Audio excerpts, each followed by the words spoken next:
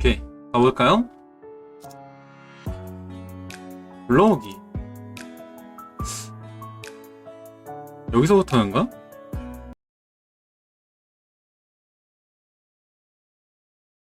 다녀왔어. 현관문을 열고 집 안으로 들어섰지만 어째서인지 방에서는 아무런 대답도 들려오지 않았다. 곧바로 소녀가 모습을 드러낼 거라는 생각이 무색하게 주변을 둘러봐도 소녀의 모습은 보이지 않았다.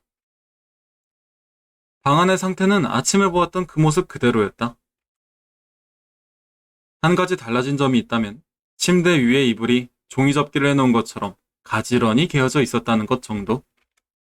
어디 갔지?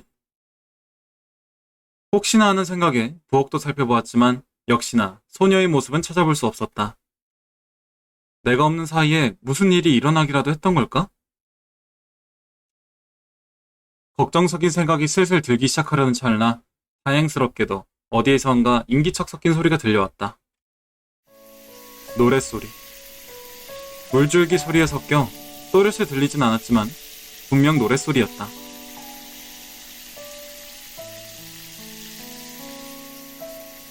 상황을 이해하는 데엔 그리 오랜 시간이 걸리지는 않았다. 소리가 들려오는 곳을 향해 발걸음을 옮기자 점점 더 또렷이 들려왔다. 왜 다가가지? 변태! 떨어지는 물줄기 소리에 맞추어 연주되는 맑은 하이톤의 허밍 소리. 내 걸음이 멈춘 곳은 다름 아닌 욕실 문 앞이었다. 욕실 안에서는 가벼운 콧노래 소리와 반주처럼 들려오는 샤워기의 물줄기 소리가 새어나오고 있었다. 그러니까 지금 보면 소녀는 이 안에서 샤워를 하고 있는 거겠지. 선에는 내가 집에 들어온 것을 여전히 눈치채지 못하고 있었는지 샤워기에서 떨어지는 물줄기 소리에 맞춰 계속 허밍을 흥얼거리고 있었다. 아니 하필 이렇게 첫 장면부터 약간 이래가지고 이거 이상한 게임 아니에요. 이거 이상한 게임이 아니야. 막 엄청 예술적인 부금도 되게 좋고 막 연출도 되게 좋은 게임인데 이런 취향이 아니고 안돼. 내 이미지가. 잠시 뇌정지가 온 탓에 문 앞에 서서 멍하니 몇 초 정도 소녀의 허밍 소리를 듣고만 있었다. 그렇다고 이 앞에 계속 서 있을 수는 없는 법이었다. 이내 말을 건네? 왜? 이내 정신을 차린 나는 욕실 안에 있을 소녀에게 최대한 조심스럽게 말을 건네보았다. 아무 말 없이 방에 있다간 또 무슨 난감한 일이 일어날지 모르니까 말이다. 우훗. 저기 넉넉? 안에 있어? 너크너크? 나의 목소리가 욕실 안의 소녀에게 확실하게 전해졌는지 흘러나오던 노랫소리가 뚝 끊어졌다. 욕실에서는 샤워기에서 떨어지고 있을 물줄기 소리만이 눈치 없이 들려올 뿐이었다. 들어오면 안 돼요. 오케이, 소리 잘 들리네. 이 여자의 목소리가 좀 작아가지고 소리가 잘 안 들릴 줄 알았는데 오키. 아니 루켄이 오해해요. 이런 작품이 아니야. 안 들어갈 거거든? 곧이어 당혹스러움이 잔뜩 묻어있는 소녀의 목소리가 날카롭게 울려 퍼졌다. 설아야, 아니야. 이런 작품이 아니야. 이런 게 아니야. 믿어줘. 금방 나갈 거예요. 물에 젖어 흐물흐물해진 것처럼 떨리는 소녀의 목소리가 홍할만한 크기로 들려왔다. 알겠어. 심호흡을 크게 내쉬고선 나는 발걸음을 돌려 침대 위로 몸을 털썩 누였다. 갑작스럽게 일어난 예상 밖의 상황에 내 몸은 이상한 반응을 보이고 있었다. 음란마귀. 정신 차려. 머릿속을 진정시키기 위해 잠시 눈을 감았다. 심장이 뛰는 소리가 들렸다. 곧이어 욕실에서 들려오던 소리가 모두 멎자 정말 심장이 뛰는 소리만이 귓등을 때렸다. 눈을 떴을 땐 소녀가 눈앞에 모습을 드러내 있었다. 어쩐 일이에요? 이렇게 일찍. 샤워를 마치고 나타난 소녀의 모습은 평소와 다를 것 없어 보였다. 똑같은 복장, 똑같은 얼굴, 똑같은 목소리. 다만 급히 욕실을 나왔던 건지 소녀의 덜 마른 머리카락에 맺혀있던 물방울들이 목덜미를 타고 흘러내리고 있었다. 어린애인데요? 어린애죠? 네. 이 캐릭터 주인공도 고등학생이에요. 그러니까 합법이지. 그러니까 나는 이 캐릭터를 연기할 동안은 고등학생이야. 목덜미? 그러게, 그 와중에 목덜미를 보고 있었나 보네. 목덜미? 그야 어제도 오늘이 방학식이라고 이야기했고 일찍 마친다고 말했었잖아. 맞다. 그랬었죠. 오키. 소녀는 멋쩍은 표정을 지어 보이고선 물기가 남아있는 머리카락을 매만졌다. 좀 더 천천히 돌아올 걸 그랬나? 괜히 머쓱해져 버려 그런 생각을 하던 도중 만약을 가정한 상상 하나가 내 머릿속에 떠올라 버린다. 왜 이래 진짜. 오늘 왜 이러는겨 이거. 아니 왜 이래 얘. 이상하네. 지난번까지만 해도 이런 게 아니었는데. 만약 내가 조금 더 늦게 집에 돌아와 지금쯤 도착했다면 취향 존중. 아까보다 훨씬 더 난감한 상황 하나가 머릿속에 그려진다. 그리가 누가 그 상상 속에 알코올을 잔뜩 타놓기라도 한 건지 술에 취한 것처럼 얼굴이 화끈 달아오는 거 느껴졌다. 내 얼굴이 새빨갛게 변해버린 건 당연한 일이었다.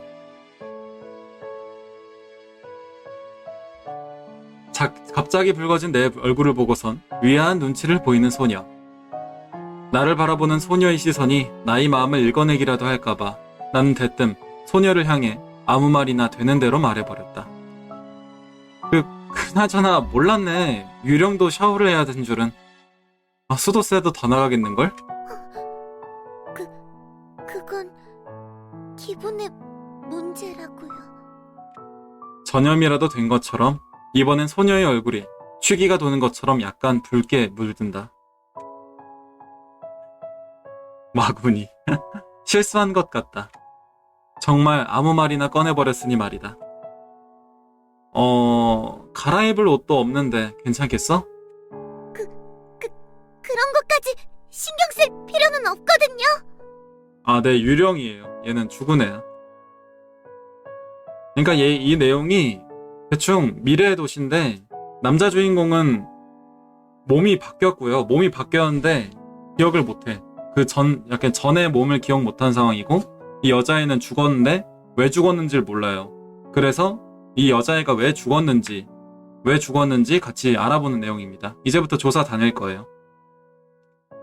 감정이 꽤나 많이 섞인 터로 소녀는 내게 목소리를 높여 대답했다. 나는 잠시 숨을 돌린 뒤에서야 소녀에게 점심 식사를 제안할 수 있었다. 혹시나 방금 전의 일로 기분이 틀어져 자기는 됐다는 이야기를 꺼낼지도 모른다고 생각했는데 소녀는 배가 고팠던 건지 나의 제안을 간단히 승낙했다. 점심값을 아끼려던 내 계획은 물거품이 된 셈이다. 냉장고에는 언제 사둔 건지 모르겠지만 2명이 먹을 정도의 스파게티 재료가 남아있었다. 이제 정말 냉장고에 남아있는 식재료들이 바닥을 보이기 시작했기에 조만간 편의점이 아닌 대형마트에 한번 들러야겠다는 생각이 들었다. 항상 1인분 몫의 음식을 하는 데에 익숙해져 있던 터라 내 손을 거쳐 요리된 스파게티는 어딘가 엉성해 보이는 모양새를 하고 있었다. 조금 과하게 익은 티가 없잖아 나는 스파게티를 소녀는 군말 없이 깔끔하게 먹어치웠다. 접시를 비우고 나서는 그녀 특유의 목소리로 잘 먹었습니다 라고 인사하는 것도 소녀는 잊지 않고 있었다. 접시를 정리하고는 빈 탁자에 앉아 소녀와 나는 식사를 하며 나누었던 이야기를 계속 이어나갔다. 내일 바로 나갈 거라고 했었죠. 방금 제 목소리 지금 이 목소리가 똑같았죠. 내가 생각해도 성대모사는 좀 잘하는 듯? 그러려고. 빠르면 빠를수록 좋잖아. 태블릿을 꺼내든 나는 소녀에게 지도를 확인시켜주며 다시 한번 세워두었던 계획을 설명했다. 돌아오는 건 저녁쯤이면 될 것 같으니까 3군데 정도 돌아다녀 볼 거야. 소녀는 지도에 표시된 곳을 확인하고선 가볍게 고개를 끄덕였다. 상가 건물이랑 주택가 쪽이네요. 전에 얘기한 화재 사고가 일어난 곳들이죠. 맞아. 하루 만에 뭔가를 알아내기는 힘들겠지만. 그래도 하루에 3군데씩이라면 얼마 안 걸리지 않을까요? 아니야, 이번에는 가까운 곳이라서 그런 거고, 지도에 정확하게 위치가 안 나오는 곳도 있어서, 방학 내에 여기 나온 곳들을 다 돌아보려면 조금 아슬아슬할지도 몰라. 그런가요? 소녀는 태블릿에서 눈을 떼고선 나를 바라보며 대답을 건넸다. 여기서 B구역까지 가는 데는 2시간 정도 걸리니까 아침 일찍 나가는 게 좋을 것 같아. 그럼 오늘은 일찍 자둬야겠네요. 이러고 있자니 꼭 여행 계획을 짜는 것만 같이 느껴지기도 했다. 물론 이 여행이 소녀에게 시한부 인생을 선사하는 것이라고 생각하면 그리 유쾌하다고는 생각되지 않겠지만 말이다. 미묘한 생각에 잠겨가며 소녀의 얼굴을 힐끗 바라보았다. 소녀는 그녀 나름대로는 편하다고 할 수 있는 표정을 짓고 있었다. 소녀의 표정을 따라하려 해보았지만 잘 되지 않았다. 머릿속이 다시 복잡해지기 시작했다. 소녀는 유령이다. 이미 죽어 영원한 안식을 가졌어야 할 망자인 것이다. 이름조차 없는 존재하지 않아야 할 존재. 그런데 어째서 그런 존재가 나의 눈앞에 나타나 내 눈에만 보이게 된 걸까? 누군가가 소녀를 영혼이라는 사슬에서 해방시켜 주어야만 한다면 그게 왜 하필 내가 된 걸까? 쩔죠. 연출 봐. 난 이런 연출이 괜찮다고 봐. 답을 찾기엔 너무나도 어려운 물음들이었다. 소녀를 성불시킬 수 있을 때쯤이면 이 질문에 대한 답을 찾을 수 있길 비는 수밖에는.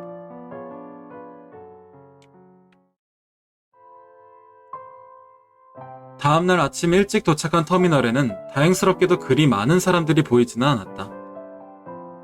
터미널에 도착한 소녀는 내 옆 의자에 앉아 첫 열차가 오기만을 고개를 슬쩍 숙인 채 기다렸다. 그래도 그리 많은 사람이 돌아다니지 않아서인지 소녀의 얼굴은 살짝 긴장한 선에서 그쳐 있었다. 이른 주말 아침의 첫 열차는 제법 한산해서 소녀는 별 걱정 없이 나의 옆자리에 몸을 앉힐 수 있었다. 1시간 반 정도 열차를 타고 B구역 터미널에 도착한 우리는 터미널 가판대에서 샌드위치로 간단히 아침 겸 점심을 해결하고는 밖으로 걸어 나왔다. A구역에서는 이 시간대면 터미널에 잔뜩 사람이 몰려있을 텐데 이곳은 여전히 한산하다는 단어가 어울릴 정도로 사람들이 듬성듬성 보일 뿐이었다. 제법 멀리 온 것 같은데요? 주변을 둘러보던 소녀는 익숙하지 않은 곳이라는 뉘앙스로 넌지시 말을 꺼냈다. B구역이니까 조금 멀리 오긴 했지. 혹시 여긴 와본 적 있는 곳이야? 아니요, 여기저기 돌아다니긴 했지만 이렇게 멀리까지 와본 적은 없어요. 소녀는 바닥을 향해 고개를 떨구고는 이젠 익숙한 눈치로 내 손을 잡았다. 발걸음을 내디디려다 말고 소녀는 문득 아까 전에 이야기를 정정이라도 하려는지 무언가 말을 덧붙였다. 제가 기억 못하고 있는 걸 수도 있겠지만요. 소녀의 이야기가 약간은 자조적인 투로 들린 탓에 나는 멋쩍은 웃음을 흘렸다. 손에서는 소녀의 차가운 감각이 느껴졌다. 나쁘지 않은 감각이라는 생각이 들었다. 아니, 오히려 마음에 드는 감촉이라는 쪽이 더 진실에 가까울 것이다. 콕콕. 원래 있던 곳보다 많이 허름해 보이는 거리네요. 집 좋아 보이는데 다들. 손을 맞잡은 채 말없이 나의 발걸음을 따라오던 소녀가 문득 주변을 둘러본 감상을 나지막히 읊조렸다. 소녀의 말대로였다. 단적으로 이야기하자면 마치 열차를 타고 10여 년 정도를 거슬러 올라간 기분이 들 정도였으니까. 뭔가 떠오르는 건 없어? 왠지 어디서 본 적 있는 것 같은 풍경이라든가. 소녀는 나의 말에 슬쩍 고개를 들어 다시금 주변을 훑어보았지만 이내 고개를 푹 숙이고는 애매모호한 대답만을 건넸다. 글쎄요, 아직까지는. 묘한 어감의 단어라고 생각하며 나는 소녀의 말을 2번 정도 되뇌었다. 바로 옆에 보이는 중학교 운동장에는 소녀의 또래로 보이는 학생들이 공을 차며 뛰어다니고 있었다. 반대항 축구 경기라도 열린 건지 그곳에는 축구를 하는 남학생들을 응원하는 여학생들도 덜어 보였다. 옆을 돌아보자 소녀도 나와 같은 곳을 바라보고 있었다. 원래라면 너도 저런 학생들 틈에 있어야 했을 텐데. 그러게요. 만약 오늘이 평일이었다면 다른 사람들은 저를 보곤 불량 학생인 줄 알았을 거예요. 그럴지도 모르겠네. 물론 그럴 리는 없겠지만. 운동장의 학생들을 바라보고 있던 소녀가 살랑살랑 불어오는 한여름의 바람에 머리칼을 슬쩍 흩날리며 나를 바라보았다. 혹시 모르죠. 지금쯤이라면 저도 고등학교에 들어갔을지도. 그 말을 듣고선 나는 내가 소녀의 나이에 관해 간과했던 점이 있었음을 깨닫는다. 그러고 보니 그럴 수도 있겠다. 뭐 죽어버린 지금에 와서야 무의미한 가정이지만요. 다시금 고개를 돌려 운동장의 학생들을 바라보는 소녀의 얼굴에는 그녀답다고 할 수 있는 음울함이 희미하게 어렸다. 유령이 되고 난 뒤엔 아무것도 기억 못하는 껍데기 같은 존재가 되었으니까 전 지금 2살짜리 어린애인 거나 다름없어요. 내가 덧붙일 수 있는 말은 없었다. 애초에 이미 죽어버린 유령에게 위로가 될 말이 떠오르지도 않았고 말이다. 불쌍해. 그렇게 10분 정도 더 거리를 걸어 내려와서 나와 소녀는 목적지로 삼았던 상가 건물에 도착할 수 있었다. 터미널에서 도보로 20분 거리에 위치한 8층짜리 상가 건물은 주변의 건물들과 어우러지지 못하고 홀로 외딴 분위기를 자아내고 있었다. 입구 쪽으로 다가가자 그곳에는 잉크가 바랜 임대 문의 포스터가 부적처럼 덕지덕지 붙어 있었다. 당장 철거만 되지 않았다 뿐이지 꼭 폐건물 같다는 생각이 들었다. 들어가도 되는 걸까요? 그렇지 않을까?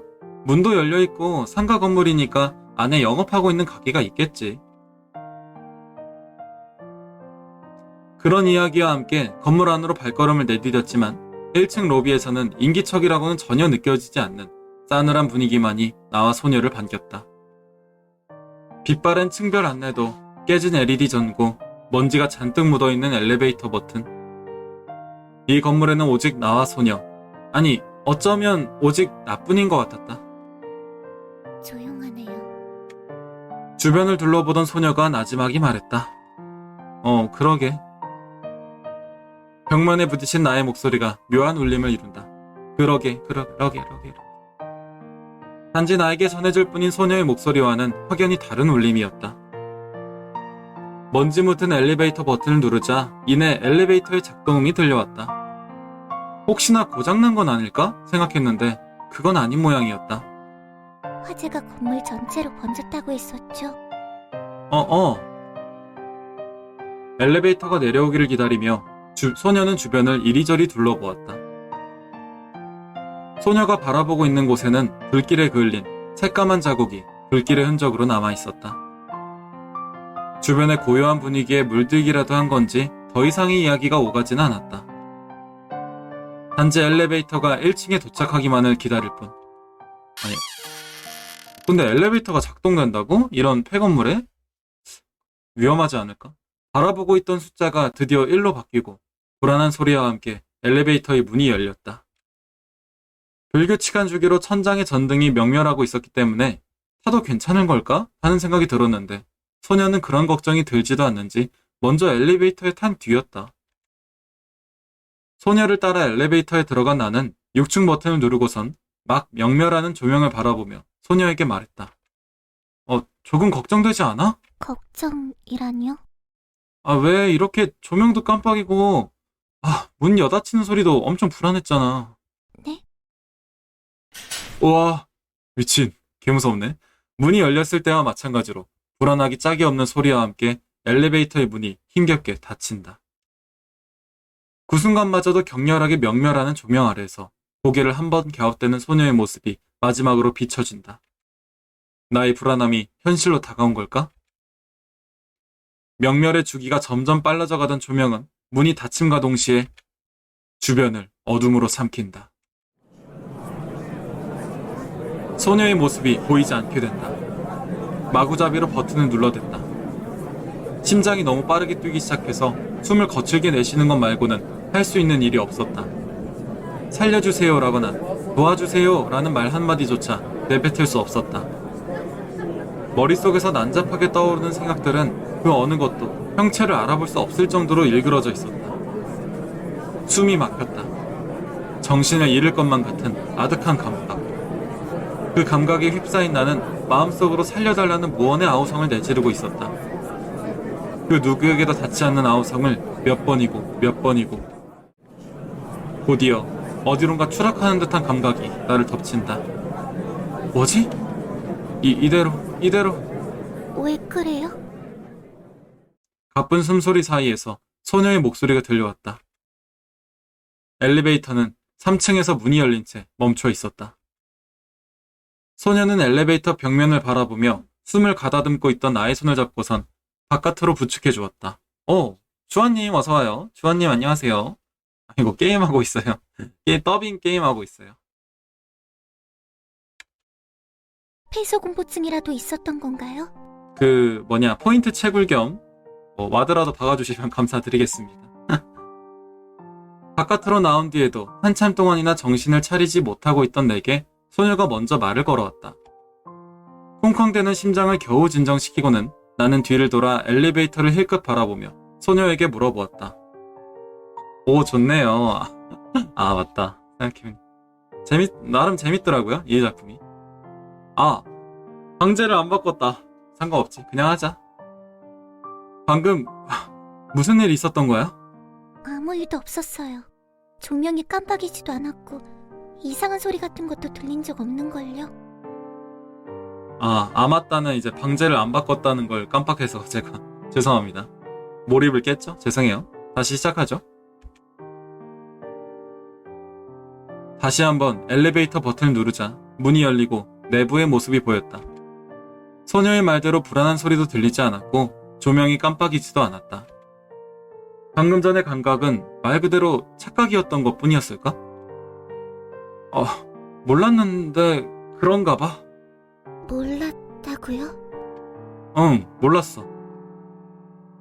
그러고 보니 유미와 함께 다닐 때도 항상 엘리베이터 대신 계단을 이용했었지. 영화관에서도, 예전에 같이 갔었던 레스토랑에서도. 그래서 눈치채지 못하고 있었던 걸까? 하지만 분명 예전에는 이런 증세가 없었던 것 같은데. 그렇다면 이런 증상은 내가 아닌 이 몸의 원래 주인이 갖고 있었던 것이었으려나? 하지만 그렇다고 하기엔... 설복치 예설님 안녕하세요. 아이고, 우와, 안녕하세요. 저 게임하고 있었어요. 예설님, 우리 어제 너무 목소리도... 목소리 좋아요. 아이고, 아닙니다. 예설님이 더 좋으시죠. 예설님 방송 오늘 안 키시나요? 방송 키면 놀러 가려고 그랬는데 오늘은 없습니까?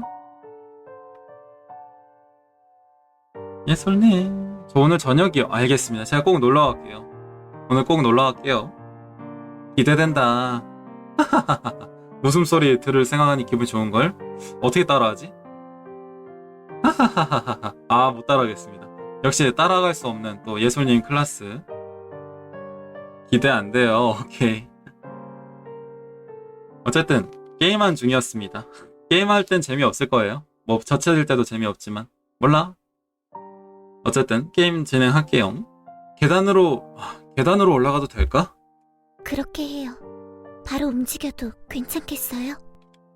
응, 괜찮아. 소녀에게 애써 괜찮아 보이는 표정을 지어 보이고선 나는 계단 쪽으로 발걸음을 옮겼다.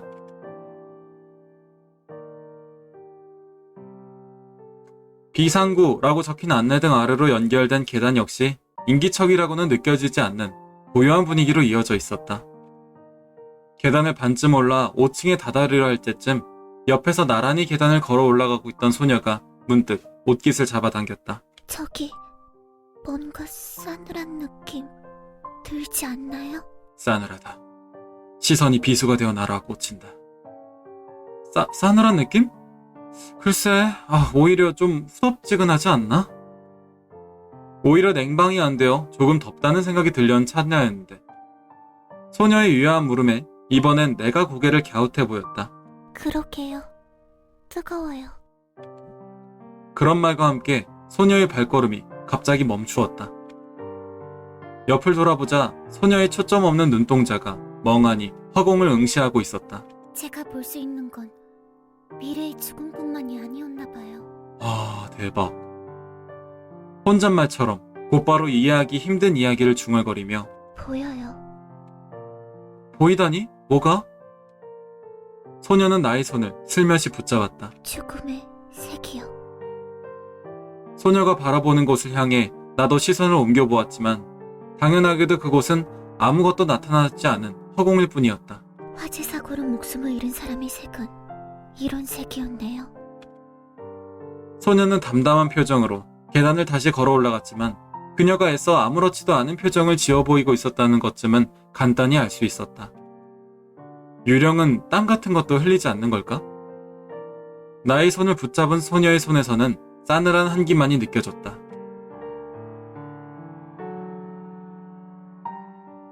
애초에 생각했던 6층에 도착하자 형용하기 힘든 공허함이 나와 소녀를 반겼다. 아무것도 없네. 화재의 흔적을 지워내기 위해서인지 벽에 잔뜩 발린 시멘트에 반사된 나의 목소리가 제법 오랫동안 귓가를 울렸다. 소녀가 내 손을 놓고는 한 걸음 안쪽으로 발걸음을 옮기더니 아까처럼 허공을 빤히 바라보며 목소리를 내뱉었다. 이번에도 소녀의 목소리는 울림없이 나의 귓가를 스친다. 여기였나 보네요. 그 사진관이 있었던 곳이. 그러게 지금은 사진관을 정리한 것 같아 보이네. 다른 가게들도 그런 거겠죠? 그 화재 이후에 이 건물에서 모두 방을 뺀 모양이네요. 하나도 남김없이. 조금 신기한 일이라는 생각을 하던 차 소녀의 목소리가 다시 들려왔다. 이쪽 방화벽 너머로 넘어온 불길이 통로를 가로막아서 사진을 찍던 여학생과 남학생. 아마 둘은 남매인 것 같네요. 그렇게 둘이 불길에 갇혀 구조되지 못했어요. 헐, 끔찍하다. 사인은 화재 연기로 인한 질식사. 하지만 시신은 사인조차 알아보기 힘들 정도로 훼손되어 있었겠죠. 허공을 응시하던 소녀가 마치 처방을 내리는 의사처럼 여기서 죽었던 또 다른 소녀의 사인을 차분히 읊조렸다. 그리고 내가 보이지 않는 무언가를 쫓는 소녀의 눈동자. 엘리베이터에서 보았던 깜빡이는 조명처럼 소녀의 눈동자가 명멸했다. 미간을 찌푸려 명멸하는 눈동자를 감아버린 소녀가 머리를 움켜쥐고는 입술을 깨문다. 자세히 볼 수는 없었지만 그녀의 얼굴은 무언가를 애써 떠올리려는 듯 깊은 생각에 빠져 있었던 것 같았다. 이런 기분 처음이 아닌 것 같아요. 얼마 정도가 지났을까 오랫동안 침묵에 잠겨있던 소녀가 입을 열었다. 긴가민가하는 표정으로 이야기를 꺼내는 소녀였지만 그녀의 목소리에는 분명 확신이 느껴졌다. 느껴본 적 있는 것 같아요. 이 여학생이 눈앞에서 보았던 광경도, 죽기 직전에 느꼈던 끔찍한 감각도, 소름 끼치는 기분도. 그렇다는 건... 소녀는 고개를 끄덕였다. 아직 잘은 모르겠지만 다른 곳을 살펴보다 보면 더 기억날지 모르겠어요. 헐. 묘했다. 어쩌면 방학이 끝날 때까지도 소녀의 죽음에 관한 단서조차 잡지 못하면 어떡하나 걱정했는데 이렇게나 간단히 단서에 한 걸음 가까워질 수 있게 되다니. 이런 게 말로만 듣던 초심자의 행운이란 걸까? 나는 태블릿을 펼쳐들고는 경로를 수정하기로 했다. 원래라면 그 다음으로는 교통사고가 일어났던 근처 역을 확인하러 가려 했지만 열차로 1시간 반 정도의 거리에 다른 화재 사고의 현장이 있었다. 그럼 여기로 먼저 가봐야겠다. 그렇게 해요. 발걸음을 서두르려는 소녀의 모습을 바라보자 심장 한쪽에서 묘한 감각이 따끔거리며 피어오름을 느꼈다. 그런 감각이었다. 오랫동안 정체를 알 수 없었던 내가 항상 느껴왔던 감각. 그 감각을 구체화하려 애쓰며 역을 향해 걸었다. 그렇게 2시간 정도를 걸려 찾아간 장소에서 알아낼 수 있었던 건 초심자의 행운이라는 말이 딱 들어맞게도 상가 건물에서 알아냈던 것과 별다른 점이 마땅히 없는 사실들이었다. 화재가 일어났던 장소는 C구역에 위치한 자그마한 구립도서관이었다. 이번에도 소녀는 초점을 잃은 듯한 얼굴로 도서관 안쪽을 이리저리 살폈지만 긴가민가한 반응만을 보일 뿐이었다. 다만 한 가지, 소녀는 아주 조금 더 또렷이 자신이 겪었던 기억을 되살릴 수 있었다. 그것만으로도 수학이라면 수학이겠지만 말이다.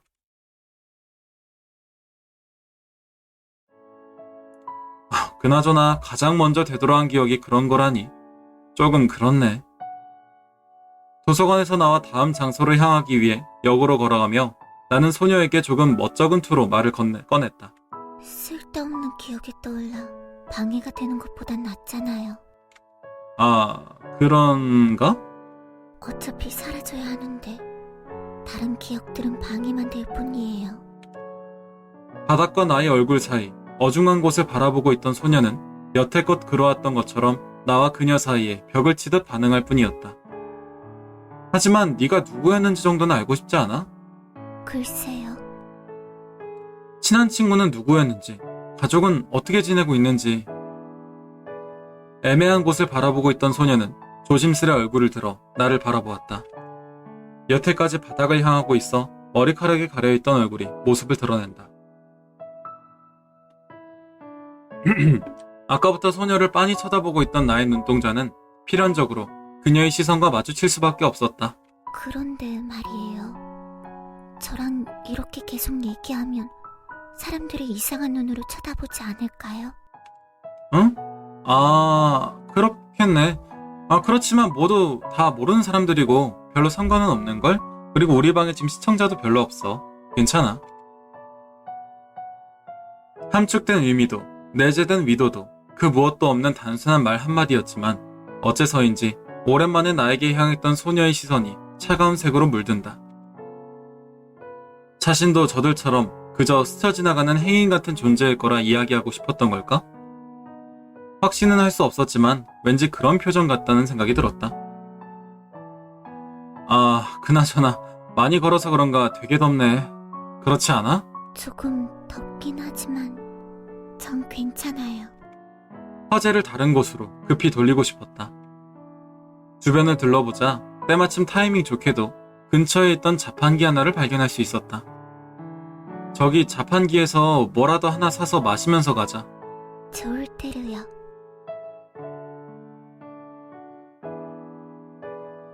자판기에서 음료수 2캔을 사서 하나를 소녀에게 건네주었다. 소녀는 감사합니다 라는 짤막한 감사 인사와 함께 내가 건넨 캔 음료를 받아들었다. 차가운 감각이 목 끝에서 머릿속까지 전달되고 더위에 무뎌져 있던 사고회로가 제 기능을 되찾기 시작한다. 아마 가장 적은 비용으로 얻을 수 있는 최대한의 행복이라는 건 이를 두고 말하는 게 아닐까? 그나저나 네가 정말 화재로 죽은 거라면 왜 유령인 채로나마 이곳을 떠돌아다니게 된 걸까? 글쎄요.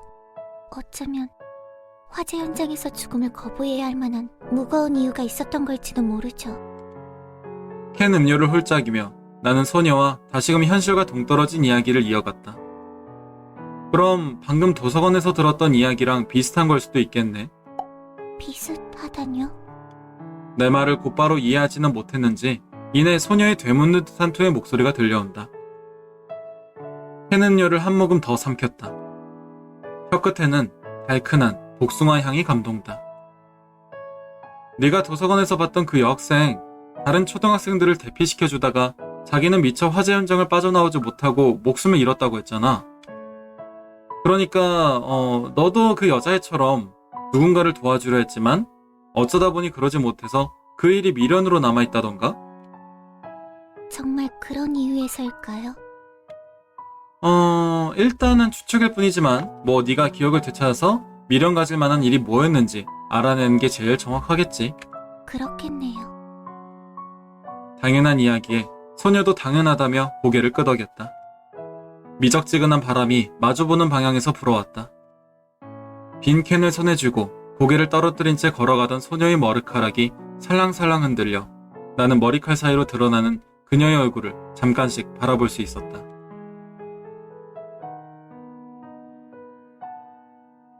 일단은 잠깐만.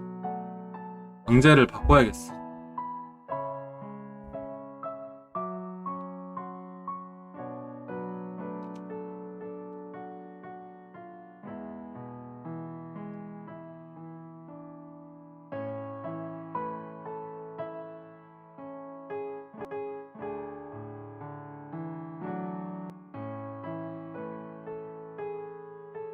세 번째로 발걸음이 닿은 곳은 C구역 변두리에 위치한 상점가였다. 상점가라 사람이 제법 북적일 거라는 나의 예상은 보기 좋게 빗나가 나와 소녀는 한적한 상점가 거리를 터벅터벅 걷고 있었다. 백석시 A구역을 벗어난 적이 없어서 그런지 도시 외곽 지역의 분위기는 아무래도 생소하게 느껴졌다. 거미줄처럼 복잡하게 표시되던 지도 어플리케이션도 도시 외곽 지역을 향해 갈수록 점점 간략한 정보만을 제공해주고 있었다. 이 근처인 것 같은데. 발걸음을 멈춰 세우고는 늘어선 가게들과 지도를 번갈아 바라보던 나의 눈길이 한 가게에 고정된다. 음식점이네? 면 종류의 음식을 주로 하는 식당으로 보였다. 자료에 나타난 주변 모습도 완벽하게 일치했다. 무작정 가게 안으로 들어가려다 말고 나는 소녀에게 제안을 건넸다. 마침 배도 고픈 참일 텐데 이참에 같이 식사도 해결하는 건 어때? 저도 같이요? 마침 식사 시간도 아니라서 식당 안에 사람도 없는 것 같고. 저야 뭐 아무래도 좋아요.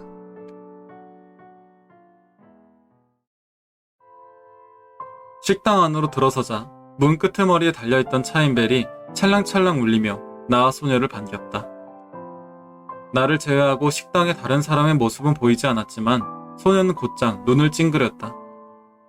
이번에도 싸늘한 죽음의 감각이 소녀를 덮친 모양이었다.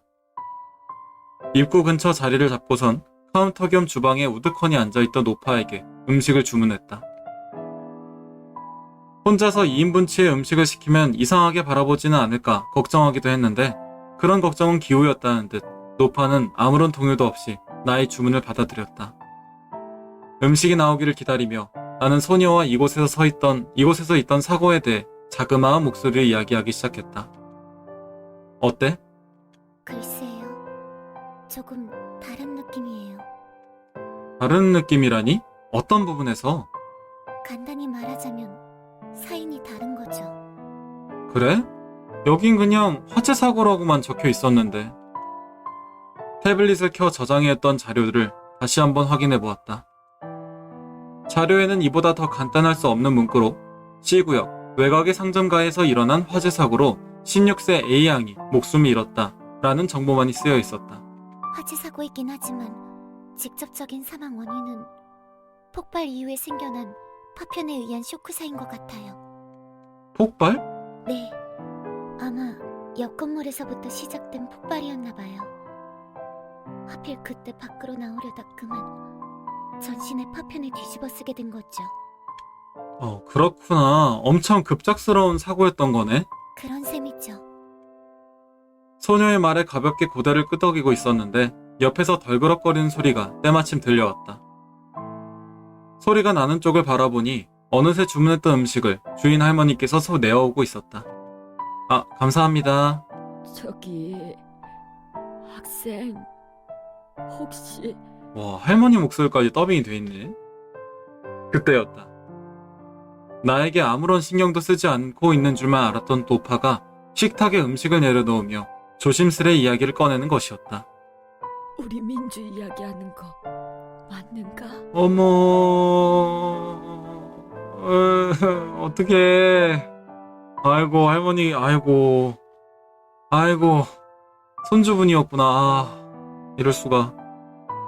아이고, 어떡하냐. 갑자기 주변의 시간이 얼어붙은 듯 멈춘 것처럼 느껴졌다. 어떻게 반응해야 하지? 어떤 대답을 꺼내야 아무렇지도 않게 이 상황을 무마할 수 있을까? 에어컨을 그리 세게 틀어놓지도 않았는데 어째서인지 오싹오싹한 한기가 머리를 맴돌았다. 나의 사고 회로를 극한까지 끌어올린 듯한 냉랭한 감각이었다. 미친, 연출 봐. 연출 진짜, 와, 라이. 이렇게 연출하네. 네, 맞아요. 그 중학교 때 같은 반 친구였었거든요. 아이고, 우리 민주 친구였구만. 그랬구만. 네, 그런데 제가 중간에 멀리 전학을 가는 바람에 소식만 들었어요. 오랜만에 들렀다가 기억이 나서 다시 찾아와 본 거예요. 민주라고 하는구나. 사고로 목숨을 잃은 그 여학생의 이름. 심장 한구석에 무겁게 자리 잡은 죄책감이 나를 쿡쿡 찔러댔지만 어쩌겠는가. 이 정도는 감수하는 수밖엔. 더 필요한 거 있으면 바로 말여. 천천히 먹다가 그래. 1년이라는 시간은 아무래도 그때의 기억을 지우기엔 부족한 시간이었을까? 노파는 연신 작은 목소리로 민주라는 이름을 되뇌며 카운터 쪽으로 느린 발걸음을 옮겼다. 분명 저 노파의 손녀가 민주라는 여학생이었던 거겠지? 저기 봐요. 저 사진이 그 민주라는 여자인가 봐요. 옆에서 들려오는 소녀의 목소리가 얼어붙어 있던 시간을 녹여 흘러가게 한다. 고개를 돌려 바라본 계산대 한쪽에는 소녀의 말대로 나무로 된 사진틀에 한 여학생의 사진이 꽂혀 있었다. 카운터를 향한 노파는 사진틀 속에 멈춰있는 시간을 지그시 응시했다. 언뜻 보이는 사진 속의 여학생은 덧없어 보일 정도로 행복한 얼굴을 한 채였다. 차림새도 얼굴도 분위기도 확실히 소녀와는 달라 보이는 생김새의 여학생이었다. 사진 속의 소녀에게 정신이 팔려서였을까? 노파는 내가 2인분치의 음식을 시켰다는 것을 전혀 이상하게 생각하지 않고 있는 듯 해보였다. 그저 우리가 음식을 먹는 동안 홀로 조용히 슬픔을 삼킬 뿐. 맛있네요. 국수를 오물거리며 소녀는 그런 반응을 보였다. 밥이 넘어가니? 밥이 넘어가? 저 할머니를 보고도? 아휴, 에휴. 주인 노파가 어딘가 이상하다는 걸 눈치챈 건 내가 식사를 마치고 계산까지 끝낸 뒤의 일이었다. 응? 가게를 걸어 나오는 나의 등 뒤로 접시를 정리하는 노파의 유야한 눈치가 느껴졌다만 아무 일도 없다는 듯 나는 가게 밖으로 발걸음을 옮겼다. 곧장 후덥지근한 여름의 열기가 나를 맞이했다. 이러다가 지옥 가는 건 아닐까 모르겠네. 사그라들 기미가 보이지 않는 열기 속으로 발걸음을 내디디며 나는 반쯤 농담조로 중얼거렸다. 그럼 전 지옥에서 기다리고 있겠네요. 로맨틱? 뭐야 그 반응은? 저도 공범이니까요. 고개를 돌려 옆을 바라보자 소녀의 미묘한 표정이 눈에 들어왔다. 어떻게 해석해야 하는 걸까? 소녀의 무뚝뚝한 목소리로 덧붙여진 이야기는 농담과 진담이 정확히 반씩 섞여 있는 것처럼 느껴졌다. 그나저나 몰랐어. 저 가게 주인의 손녀가 그 화재 사고의 피해자였을 줄은. 그러게요. 하마터면 난처한 상황에 처할 뻔했어요. 그것도 그렇지만 되게 쓸쓸해 보였지, 그 주인 할머니. 좋은 곳에서 만났으면 좋겠네요. 좋은 곳이라. 그랬으면 좋겠네 라고 생각하며 나는 진심으로 그 두 사람을 향해 행운을 빌어주었다. 몇 걸음 정도 말없이 발걸음을 내디뎠을까? 소녀가 문득 걸음을 멈추었다. 제 가족도 그 할머니처럼 저를 여전히 생각하고 있을까요? 아마도, 아니, 분명 그렇지 않을까? 그렇겠죠? 고개를 희미하게 끄덕이는 소녀의 표정에서는 진한 쌉싸름함이 묻어났다. 하지만 전혀 기억이 나지 않네요. 왠지 쌀쌀한 기분이에요. 한여름의 쌀쌀한 기분이란 어떤 것일지 좀처럼 감이 잡히지 않았다. 한여름의 보리보리한 기분이란 알지도 모르겠는데. 그럼 이제 어디로 가야 하나요? 소녀는 다시 걸음을 한 발짝 내디디고서는 아주 약간 높아진 톤으로 내게 말을 건넸다. 어쩌다 보니 제법 무거워져 버린 분위기를 풀고자 하는 소녀 나름대로의 노력이었으리라. 마지막으로 근처에 있는 주택가 쪽으로 가보려고. 그쪽에서도 1년 전에 화재가 일어났거든. 여기서 그리 먼 곳은 아닌가 보네요. 걸어서 30분 정도만 걷다 갈 거야. 아마도 오늘의 마지막 경유지가 될 장소로 향하는 길. 그곳에서 일어날 일이 긍정적인 쪽이었으면 좋겠다고 생각하다 말고 묘한 딜레마에 빠진다. 소녀가 이야기했던 것처럼 왠지 쌀쌀한 기분이었다.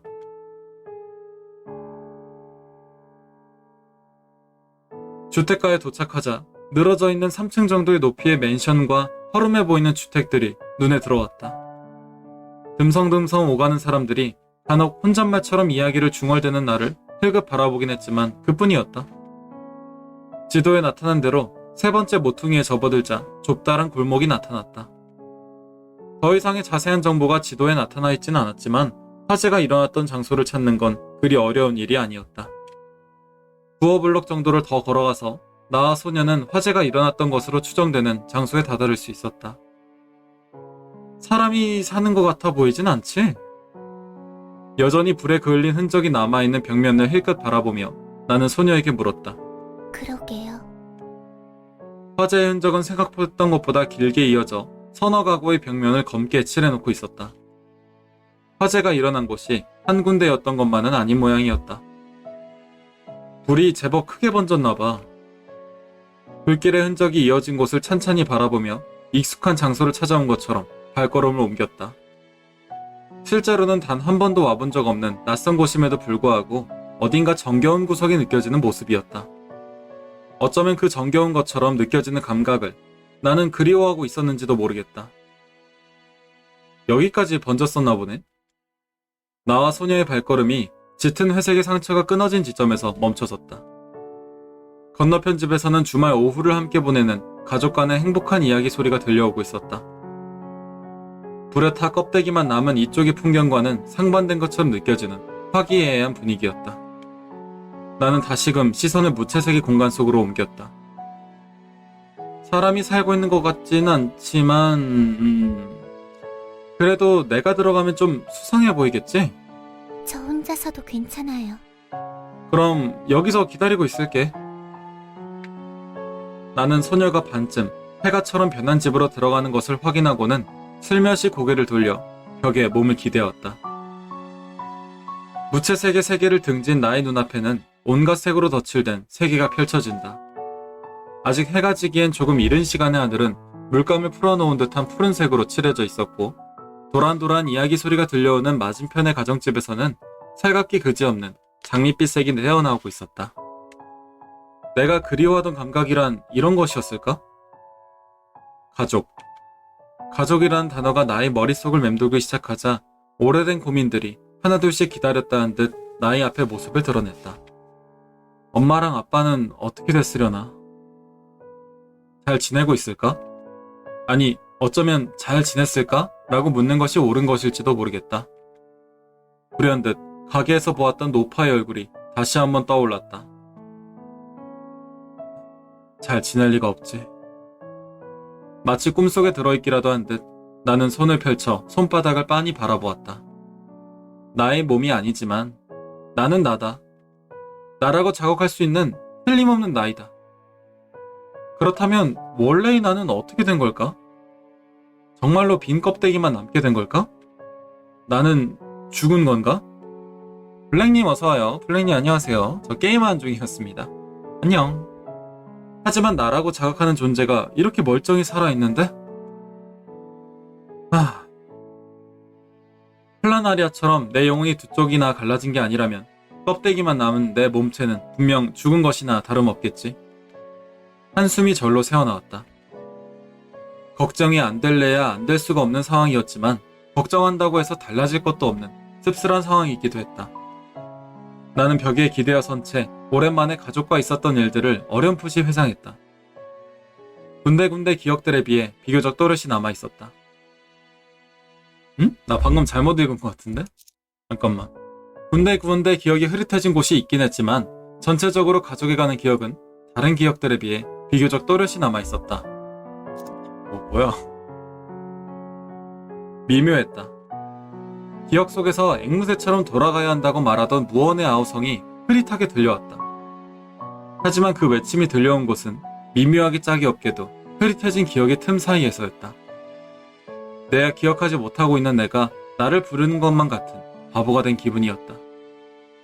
그리고 그 목소리는 어째서인지 바로 내 등 뒤에서 들려오고 있었다. 목소리가 선을 그렸다. 여태껏 희미한 점선으로밖에 그려지지 않던 목소리의 흐름이 웬일인지 오늘따라 또렷한 직선을 이루고 있었다. 오, 마치 누군가와 나를 이어주려는 것처럼.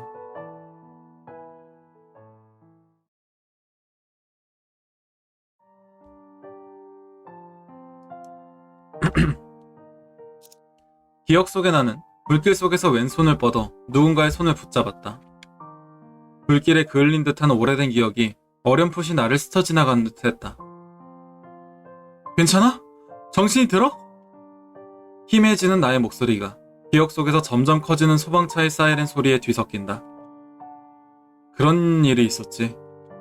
그을린 벽을 바라보며 나는 난데없이 떠오른 기억 하나를 멍하니 곱씹었다.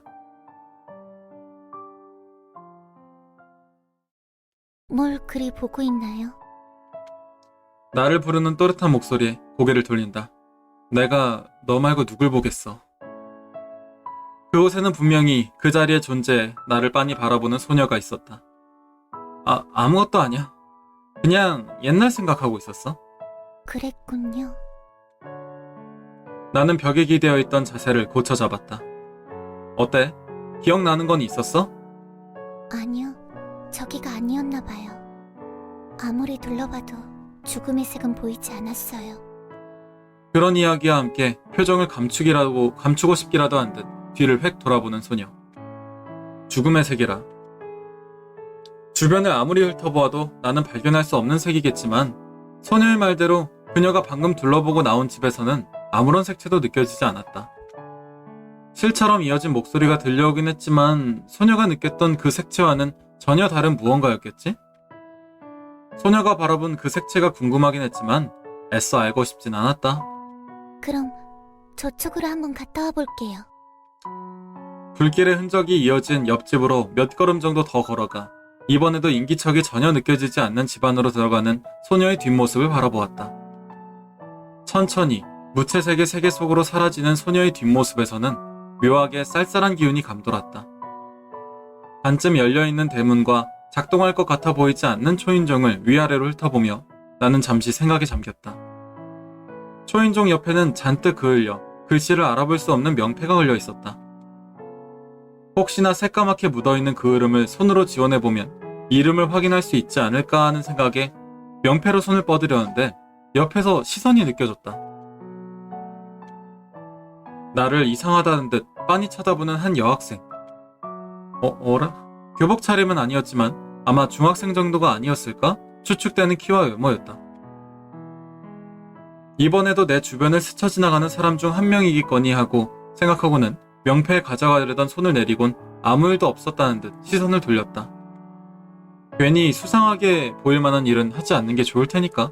여기서 뭐 하는 거예요? 어머. 아주 잠깐 정적이 흐른다. 아무것도. 거짓말. 아까부터 지켜보고 있었다고요. 계속 혼잣말만 중얼거리고. 여기 무슨 볼일이라도 있어서 온 거예요? 그 여자아이의 눈에 나는 이미 이상한 사람으로 낙인 찍혀 있었던 모양이었다. 해가 지지 않은 주택가의 골목길은 여전히 더웠다. 다시 말해 나의 사고 회로를 날카롭게 만들 수 있는 환경이 아니라는 뜻이었다. 그게 실은 예전에 여기 살던 여자애랑 같은 반 친구였거든. 무의식적으로 여자아이의 시선을 마주보는 것을 피하고선 나는 그렇게 말했다. 결국 내가 택한 것은 아까 가게에서 급히 생각해냈던 거짓말을 재활용하는 쪽이었다. 저쪽 집에 살던 언니 말하는 거죠? 의외로 그 여자아이의 얼굴에 서려있던 당신 수상해요 라고 말한 듯한 표정은 금세 반쯤 사그라들었다. 다만 그녀가 가리킨 곳은 내가 서 있던 집 앞이 아닌 한 칸 떨어진 곳에 위치한 2층짜리 주택이었다. 맞아. 그런데 왜 그쪽 주변을 서성이고 있던 거예요? 여기 들르는 건 오랜만이라서 예전에 먼 학교로 전학을 간 바람에 옛날 생각이 나서 둘러보고 있었어. 하긴 생각해보니까 여기에 수상한 사람이 올 리는 없겠네요. 여자애는 나에게서 의심의 눈초리를 완전히 거둔 것처럼 보였다. 어디서 왔어요? A구역에서 왔어? 그렇게나 멀리요? 어쩌다 보니까. A구역에서 왔다는 나의 말에 나를 보는 소녀의 감상이 수상하다는 쪽에서 신기하다는 쪽으로 바뀐 듯 했다. 휘둥그레진 그녀의 눈동자가 나를 향했다. 그 여자애랑은 서로 아는 사이였어? 조금은요. 그냥 알고 지내던 언니였어요. 그쪽은요? 나도 조금. 알고만 지내던 클래스메이트였어. 그래요? 어딘가 믿기지 않는다는 표정을 지어 보이며 소녀는 고개를 갸웃거렸다. 약간은 부담스럽게 느껴지기도 하는 소녀의 눈빛에 나는 살짝 시선을 틀어 마른 침을 꿀꺽 삼켰다. 잠깐 침묵이 감돌았다. 옆을 힐끗 바라보았지만 이 여자아이는 갈 생각도 없는지 여전히 나를 빤히 바라볼 뿐이었다. 그래서 말인데 혹시 무슨 일이 있었는지 알 수 있을까? 보다시피요. 큰 불이 났었거든요. 역시 그랬구나. 최대한 어색하지 않은 연기 톤으로 나는 혼잣말을 하듯 여자아이의 말에 대답했다.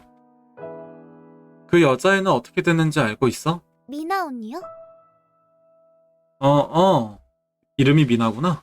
이제 여긴 안 사는 것 같아서. 그 언니 다른 곳으로 이사 갔어요. 그렇구나. 잠깐의 텀을 두고 나는 그렇게 대답했다. 그럼 어디로 이사 갔는지도 혹시 알고 있어? 알고 있지만 비밀이에요. 소녀는 거기까지 이야기하고선 뒤로 한 발짝 발걸음을 물렸다. 전 바빠서 이만 가볼래요. 길 건너편으로 총총 걸음을 하며 사라지는 여자아이에게 나는 손을 흔들어 주었다. 그리곤 벽에 기대어 저만치에서 모습을 감춘 소녀가 내게 마지막으로 건넸던 거짓말들을 곱씹어 보았다. 여자아이와 내가 주고받은 몇 마디의 거짓말. 하지만 그 거짓말들의 색은 완벽히 상반되어 있었다. 나의 새까만 거짓말과는 달리 방금 그 소녀는 분명 나와 미나라는 여학생이 각별한 사이였다고 착각한 나머지 새하얀 거짓말을 내뱉은 거겠지. 그게 아니고서야 굳이 A구역이라는 먼 곳에서 와서는 이런 주택가를 기웃거리고 있을 리가 없을 테니까 말이다. 다른 핑계거리를 지어내야 하려나? 아무래도 나를 죽은 사람과 알고 지냈던 사람이라고 얼버무리는 건 나쁜 임시 방편이었던 것 같다. 문득 그런 생각이 들었다. 어쩌면 거짓말을 했던 건 나 혼자뿐이었던 건 아닐까? 나는 잠시 흘러가는 구름을 바라보며 그 미나라는 여학생이 좋은 곳으로 이사갔길 바라주었다. 짤막한 묵념이 끝나고 마땅히 할 생각이 없어진 나는 유령 소녀가 돌아오기만을 기다렸다.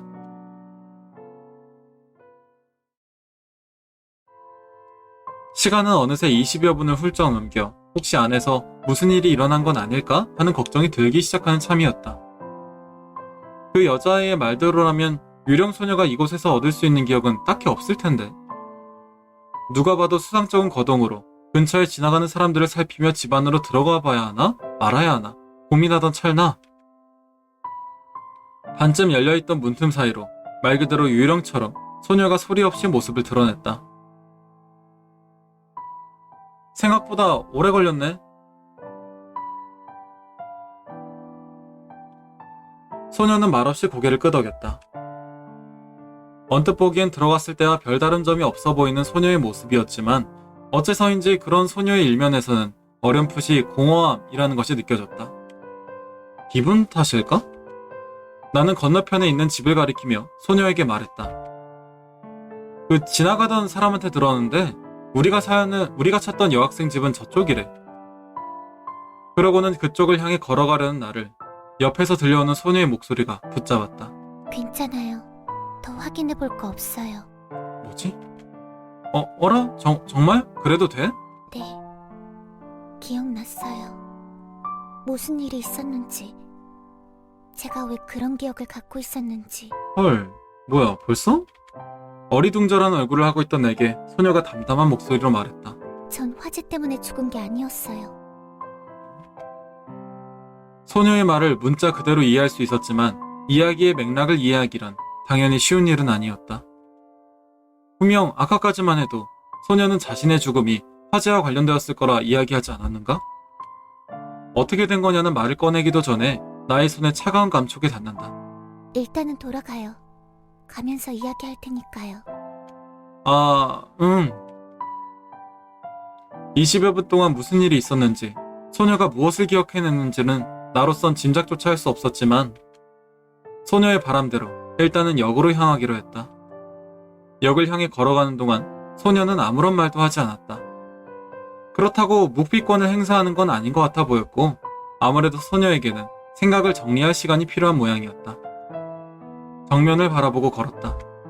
목소리도 발걸음 소리도 어떤 소리도 들려오지 않는 바람에 홀로 낯선 길을 걷는 것만 같은 기분이 들곤 했다. 물론 그럴 때마다 손바닥에 느껴지는 서늘한 감촉이 소녀의 존재를 이야기해 주었지만 말이다. 역에 도착할 때까지도 소녀는 생각에 잠겨있는 듯해 보였다. 소녀가 생각에 잠겨있을 때 입술을 깨무는 버릇이 있다는 걸 알게 된 것도 그때의 일이었다. 역내 의자에 앉아 전철을 기다리고 있는데 소녀의 목소리가 들려왔다. 죽음의 색이라는 거 궁금하진 않나요? 궁금하긴 한데 굳이 애써서까지 알고 싶은 건 아니야. 그런가요? 솔직한 대답이었다. 소녀도 그런 반응을 원했던 건지 가볍게 고개를 끄덕였다. 소녀는 고개를 슬며시 들어 주변을 둘러보더니 이내 시선을 자신의 무릎 쪽으로 떨구었다. 이 시간대의 대합실에는 구역을 불문하고 오가는 사람들이 제법 많은 듯했다. 그리고 소녀는 그런 시선을 피하고자 하는 쪽이었다. 그나저나 사람이 많네요. 저녁 시간대니까. 이번에도 솔직한 대답이었다. 다만 아까의 대답과 다른 점이라면 그러게 라고 대답해도 충분할 만한 이야기에 굳이 사족을 덧붙였다는 것 정도? 소녀가 내 쪽으로 고개를 돌렸다. 소녀의 눈동자에 내가 투영된다. 나의 눈동자에도 그녀가 투영됐겠지? 눈동자에 죽음이 투영된다는 건 상상하기 힘든 그림이다. 여기서 저랑 이야기하다간 정말 이상한 사람으로 보이지 않을까요? 괜찮아. 전화한 척 하면 돼. 나는 휴대용 태블릿을 꺼내들고선 귓가에 갖다 대고는 자, 됐지? 라며 소련을 바라보았다. 굳이 그럴 필요까지는 없었지만 소녀에게 정말 괜찮다는 것을 어필하고 싶었던 게 아니었을까 한다. 소녀는 그런 나를 바라보며 잠깐이지만 가벼운 웃음을 지워 보였다. 그녀의 평상시 얼굴을 알고 있는 사람만이 간신히 눈치챌 수 있을 정도의 희미한 웃음기를 얼굴에 띈 채 소녀는 끊겼던 이야기를 다시 이어나갔다. 무서운 색이었어요. 불길 속에서 덮쳐오는 죽음의 색은 제가 이렇게 이야기해도 감 안 잡히겠죠? 그렇긴 하지. 불길 속에서 죽음을 기다리는 거 되게 끔찍한 일이었나 봐요. 네, 얘는 사람이 미래에 어떻게 죽을지 볼 수 있어요. 그리고 과거에 죽은 사람도 약간 그런 걸 색깔로 볼 수 있어요. 과거에 사람이 어떻게 죽었는지 색깔로 구분할 수 있어요. 그렇겠지. 소녀는 무릎을 위아래로 두어 번 정도 까닥이고는 이야기를 계속했다. 30대 정도로 보이는 아저씨와 아주머니였어요. 품에는 아이를 안고 있었던 것 같은데 그 아이는 살아서 구조가 된 모양이에요. 어머, 부모님이었나 보네. 그나저나 그 무서운 순간에 아이를 살릴 생각을 하다니. 나였으면 모르겠다. 흔히들 말하는 모성애나 부성애라는 걸까요?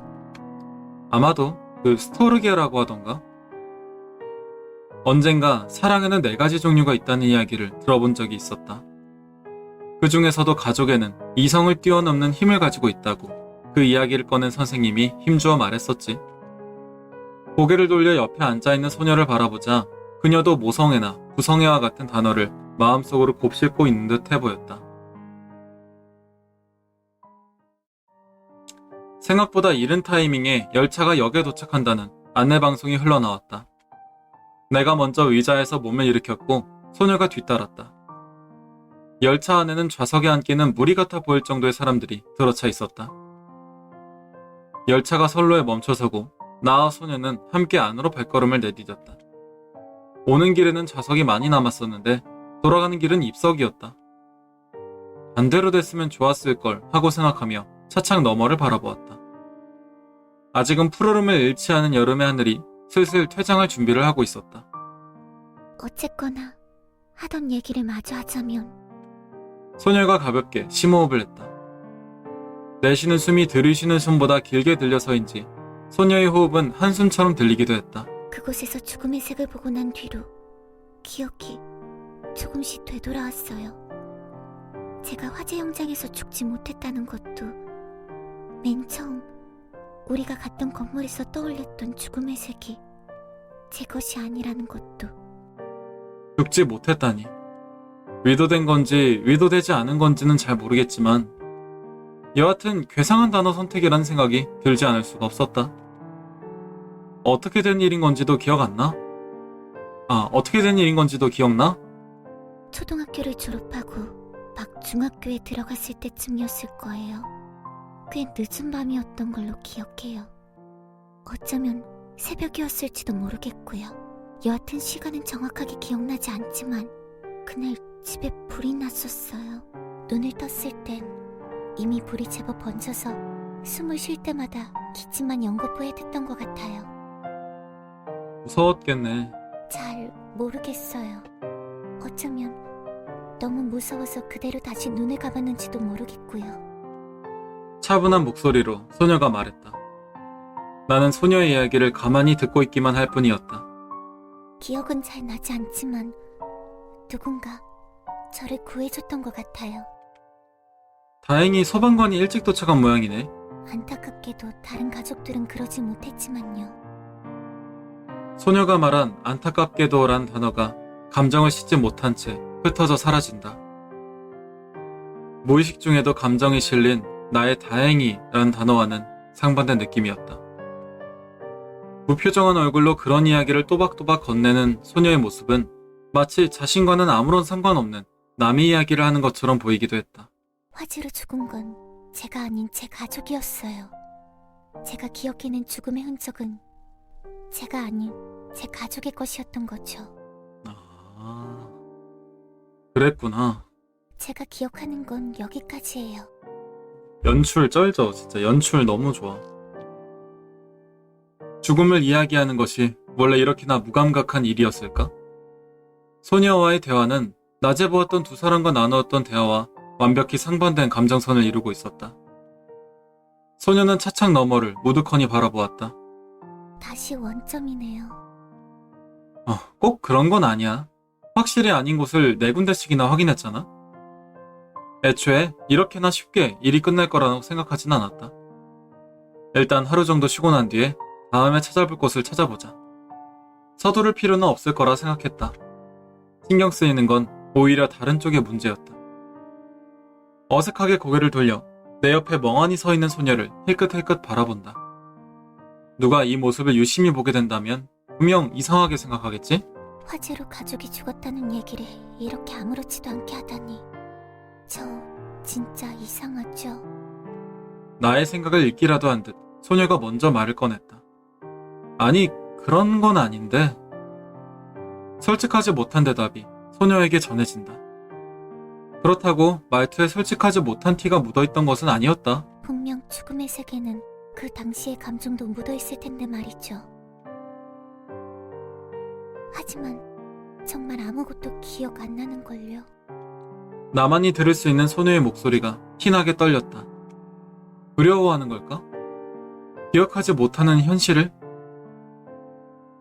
그게 아니라면 그 현실을 기억하지 못하는 소녀 자신을? 이거 완전 사람이 아니라 괴물이네요. 사라져야 할 이유가 하나 더 생긴 것 같아요. 라고 말하는 듯한 얼굴로 소녀가 나를 빤히 바라보았다. 그런 소녀의 얼굴을 마주보고 있을 자신은 없어서 나는 어색하게 반대편으로 고개를 돌렸다. 이럴 때는 혼내줘야지. 이 바보! 다신 그런 소리 하지 마. 막 이런 식으로 해줬어야 되는데. 하늘에는 조금씩 붉은색 물감이 흩뿌려지고 있었다. 조용히 차창 너머의 풍경만을 바라보고 있자니 여태껏 무뎌져 있었던 감각이 조금씩 원래대로 되돌아오기 시작했다. 꼬박 몇 시간을 걸어서 그런가 가장 먼저 다리 뒤쪽 근육이 욱신거렸다.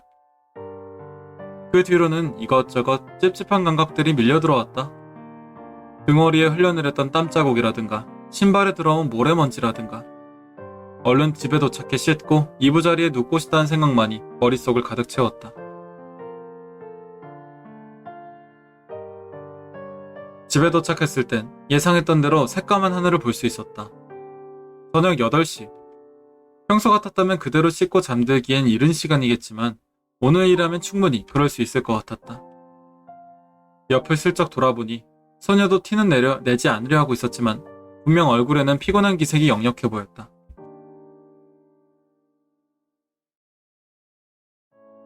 방에 들어가자마자 에어컨을 켰다.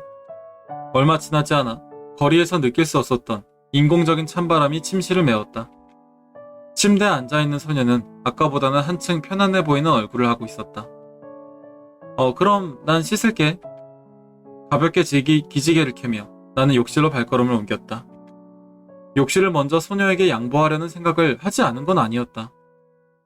하지만 그래봤자 소녀로부터는 그럴 필요 없어요 라는 짤막한 대답만이 돌아올 것이 뻔했기에 빨리 사요를 끝내는 편이 더 나을 거라는 결론을 내릴 수밖에 없었다. 따뜻한 물에 하루 종일 혹사된 몸을 맡기고 있자니 이대로 몇 시간이고 따뜻한 물을 뒤집어 쓰고 있고 싶다는 생각이 나를 방해하긴 했지만 나는 평소보다 조금 이른 타이밍에 샤워기를 끄고는 욕실 밖으로 나왔다. 샤워를 끝내고 방으로 돌아오자 소녀는 내가 욕실에 들어가기 전과 다름없는 자세로 허공을 응시하고 있었다. 안 씻어? 라고 묻는 대신 나는 이부자리에 누워 잠을 청하기로 했다. 내가 잠에 들면 소녀도 나를 조금은 덜 신경 쓰지 않을까 하는 생각에서였다. 소녀에게 등을 보인 채 잠들려 하는데 어째서인지 잠이 잘 오지 않았다. 피곤함에 못 이겨 금세 꿈나라행 열차를 탈 줄 알았는데 하다못해 나는 억지로라도 잠에 들기 위해 양을 세기 시작했다. 양이 한 마리, 양이 두 마리. 오늘따라 유난히 머릿속을 뛰는 양들이 활기차 보였다. 양들이 뛰노라? 귀엽네. 자요? 어머, 자니? 자는구나. 잘 자. 이런 거 아니냐? 와, 자니? 머릿속에서 302번째 양을 세었을 때쯤 소녀의 목소리가 들려왔다. 302번째? 정말 자는 거 맞죠? 적당한 크기의 목소리가 기분 좋게 귓가를 간지렸다. 곧이어 나의 얼굴 위로 희미한 손길이 느껴졌다. 응? 아마도 소녀가 나의 얼굴 위로 손을 흔들어 보이고 있는 모양이었다. 하마터면 미간을 움츠릴 뻔했지만 다행히 그런 일은 없었다. 스르륵 소녀가 몸을 일으킨 소리가 들렸다. 스르륵 스르륵 쇼르륵 쇼르륵 샤르륵 샤르륵. 눈을 감고 있었지만 나로부터 조금 떨어진 곳에서 희미한 웃음소리를 찾을 수 있었다. 살짝 굵은 숨소리 같은 소녀의 웃음소리를 나는 어느새 정확히 집어낼 수 있는 모양이었다. 자는 척하는 거라면 고마워요. 그런 이야기가 내 귀에 닿은 뒤 욕실 문이 여닫히는 소리가 들렸다.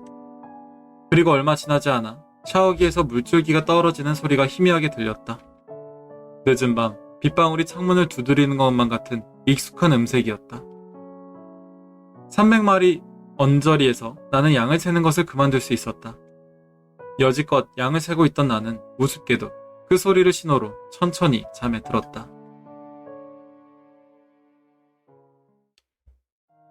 세이브 한번 하고 세이브를 생화라.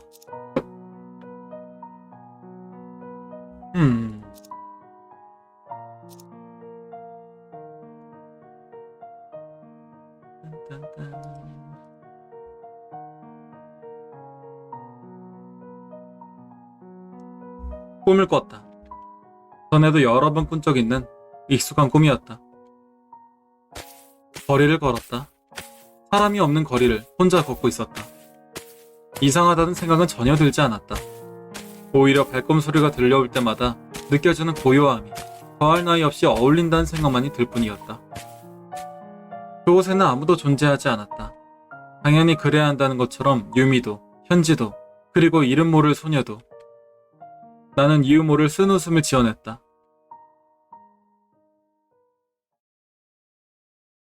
꿈에서 깬 나를 반기인 건 밝아오는 여명이 아닌 한밤중의 어둠이었다. 새벽 3시. 아직 해가 뜨기엔 한참이 남은 시간이었다. 목이 텁텁했다. 요즘 들어 목이 말라 깨는 경우가 잦아진 것 같은데? 나는 조용히 몸을 일으켜 침대를 힐끗 바라봤다. 이불을 뒤집어 쓰고 있는 소녀로부터는 희미한 숨소리만이 들려오고 있었다. 자고 있는 건가? 목은 말라붙어 있고 소녀는 이불을 푹 뒤집어 쓰고 있고 아무래도 에어컨 온도가 너무 낮았던 걸까? 종종 목이 말라서 밤중에 깼던 게 에어컨 때문일지도 모르겠다는 생각이 들었다.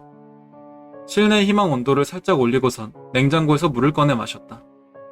다시 이부자리로 돌아와 잠을 청하려는데 침대에서 들려오던 소녀의 숨소리가 미묘하게나마 거칠게 느껴졌다. 나는 그대로 몸을 누이려다 말고 침대 위에서 잠들어 있을 소녀에게 조심스레 다가가 보았다. 어디 아픈가? 또 이러고자? 누워서 자라. 소녀의 가련이 양손이 얇은 여름 이불을 꽉 붙은 채 떨리고 있었다. 기분 탓일 거라 생각했던 거친 숨소리도 확실히 불안정한 주기로 소녀의 입에서 새어나오고 있었다. 너무 오랫동안 걸어다녀서 몸살에 걸리기라도 한 걸까? 하지만 유령이 감기나 몸살에 걸린다니 그런 이야기는 들어본 적이 없는 것 같았다. 그러다 문득 지금의 상황이 언젠가 겪어본 듯한 기분이 들었다. 아, 맞다. 어딘가 익숙하다 했더니 소녀가 이곳에 온 첫날 밤과 똑같은 상황이었다. 그렇다면 소녀는 지금도 악몽을 꾸고 있는 건가? 이불을 살짝 내려 확인해본 소녀의 안색은 어둠 속에서도 눈에 띌 정도로 창백해 보였다. 나는 냉장고에서 한 컵의 물을 더 따라와서는 소녀를 조심스럽게 깨워보았다. 괜찮아?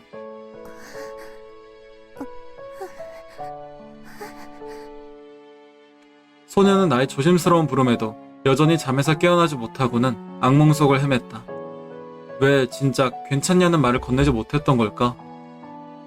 죽음의 색을 마주할 때마다 소녀로부터 느껴지던 흐릿한 위화감. 여러 색이 뒤섞이면 새까매지는 것과는 달리 감정이란 뒤섞이면 뒤섞일수록 비처럼 새하얘져 버리는 걸까? 다른 사람과 눈을 마주치지 않기 위해 항상 고개를 푹 숙인 채 길을 걸어다니던 소녀가 애써 바라본 죽음의 색은 분명 내가 상상하기 힘든 감각들로 물들어 있었을 것이다. 금세 잠에서 깨어났던 그날과는 달리 피곤해서인지 소녀는 깊은 잠에 빠진 듯해 보였다. 소녀를 흔들어 깨워야 하나? 아니면 그냥 이부자리로 돌아가는 수밖에 없으려나? 슬슬 몰려든 새벽녘의 수면욕이 나의 선택을 재촉하고 있었다. 왠지 세이브, 뭔가 선택지 나올 것 같은데?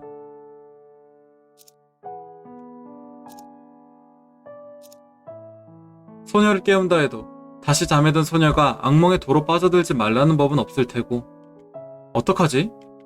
어떻게 해야 할까? 뭐야, 선택지가 아니네. 그 뒤로 내가 어떤 의식의 흐름에서 그런 선택을 하게 된 건지는 잘 모르겠다. 그저 그랬던 것 같다는 생각이 들었다. 민모닝, 머스마님 어서오세요. 머스마님 안녕하세요. 저 게임하고 있었어요. 민모닝. 좋은 아침이에요. 으아. 소녀의 옆에 잠시 앉아 그녀의 머리를 쓰다듬으며 나는 지금은 존재하지 않을 오래된 팝송 하나를 조용히 흥을 냈다.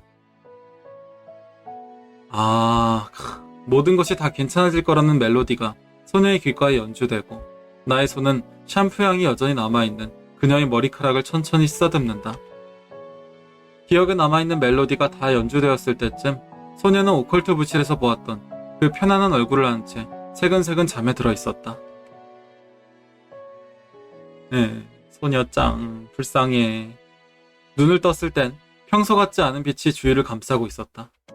화들짝 놀라 잠에서 깨어난 뒤에야 오늘은 일요일에다가 방학식을 한 뒤라는 것을 깨닫고는 안도했다. 더 볼 것도 없이 해는 중천에 떠 있었다.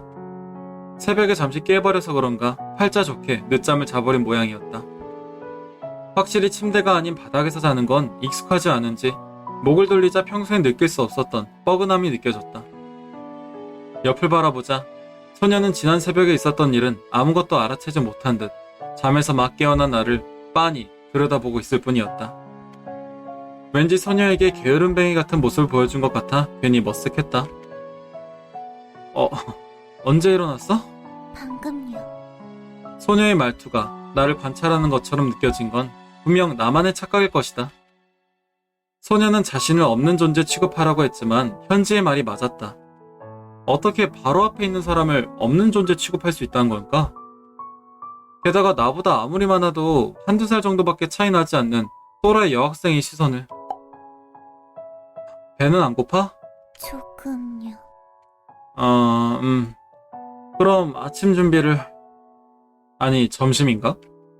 시계를 보니 이미 정오가 코앞이었다. 부엌으로 향하다 보니 배가 꼬르륵거리는 소리가 들려왔다. 늦게나마 내가 잠에서 깬 것도 배가 고파서였던 걸지도 모르겠다. 어제는 저녁을 좀 일찍 먹기도 했고, 어쩌면 소녀가 조금요 라고 자신의 의견을 조금이나 내비친 것도 무척이나 배가 고파서 그런 건 아닌가 하는 생각이 들었다.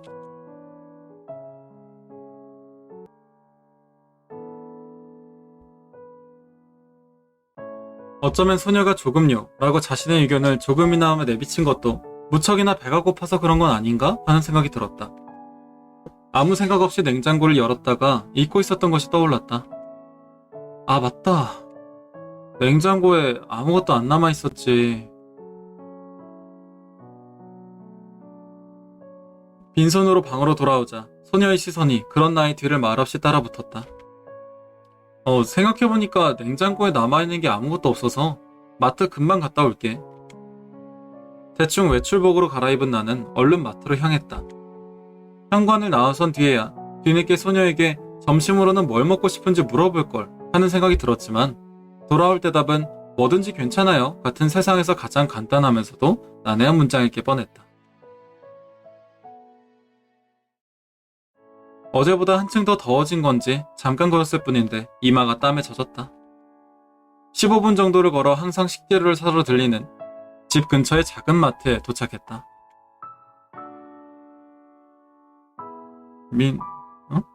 민미리하. 어서와요. 다시 왔다고? 오케이. 붉은색 카트를 몰고 식료품 코너 주변을 맴돌기 시작했다. 말은 작은 쇼핑몰이라 했지만 그건 어디까지나 A구역 중심부에 위치한 대형 쇼핑몰과 비교했을 때의 이야기다. 비교하자면 이곳은 있을 건 다 있을 것이고 대형 쇼핑몰은 없어도 될 것까지 다 있는 곳이라고나 할까? 나는 익숙한 리듬에 맞춰서 식료품 코너를 배회했다. 식료품 코너를 맴돌며 먹을거리들을 쇼핑카트에 이것저것 담고 난 뒤에서야 카트에 담긴 것들이라고는 하나같이 냉동식품이나 영양가 없는 즉석식품이라는 것을 절감할 수 있었다. 여태껏 익숙해져 있던 몸의 궤적에 나도 모르게 기대있던 것이겠지? 잠깐 시야를 미식적으로 넓혀 유령 소녀가 좋아할 하는 것들을 찾아 주변을 둘러보았다. 소녀는 뭐든지 괜찮아요 라는 말을 항상 반복하겠지만 그렇게 선택의 폭을 한없이 늘려주는 것이 매번 달갑지만은 않은 법이다. 익숙해져 있던 몸의 궤적을 잠시 비틀어볼까 하고 다른 쪽으로 카트를 돌리려는 순간 나는 다른 쪽 쇼핑 코너에서 걸어오던 누군가와 우연히 눈이 마주친다. 오랜만이다. 오랜만이야. 예상하지 못한 곳에서 만나 그런지 유미는 내게 평소보다 더 환한 얼굴로 손을 흔들었다. 언제 다시 만나나 했는데 생각보다 금방 다시 보게 됐네. 뉴페이스? 뉴페이스긴 루키님한텐 그러시겠지만 얘가 맨 처음 나왔던 여자애였어요. 얘가 주인공 친구입니다. 되게 주인공을 잘 챙겨줘요. 나 역시 웃는 얼굴로 그녀에게 인사를 건네질 않을 이유가 없었다. 그러게 라며 유미에게 인사를 건넨 나는 그녀의 오른손에 들려있는 쇼핑 바구니를 힐끗 살폈다. 쇼핑 바구니에는 샐러드용 채소, 칼로리 밸런스, 탄산수, 그리고 무지방 우유 같은 것들이 들어있었다. 나는 교복 차림의 유미에게 말을 건넸다. 어디 갔다 오는 거야? 오늘 첫 멘토링 날이었거든. 아침에 애들 만나고 오는 길이었어. 깜빡 잊고 있었다. 방금 막 일어난 터라 나의 시간 감각을 기준으로 말을 꺼냈었는데 유미와 나는 하루의 출발점이 다르다는 것을 잊고 있었던 것이다. 잠시 우물쭈물하는 티를 보이던 나의 얼굴을 유미가 살핀다. 피곤해 보이네. 나의 안색을 확인한 유미는 금세 내 상태를 진단했다. 그래 보여? 혹시 방금 막 일어나서 마트 온 건 아니지? 너무 정확한 진단이라 뜨끔하는 소리가 절로 마음속에서 들려오는 것 같았다.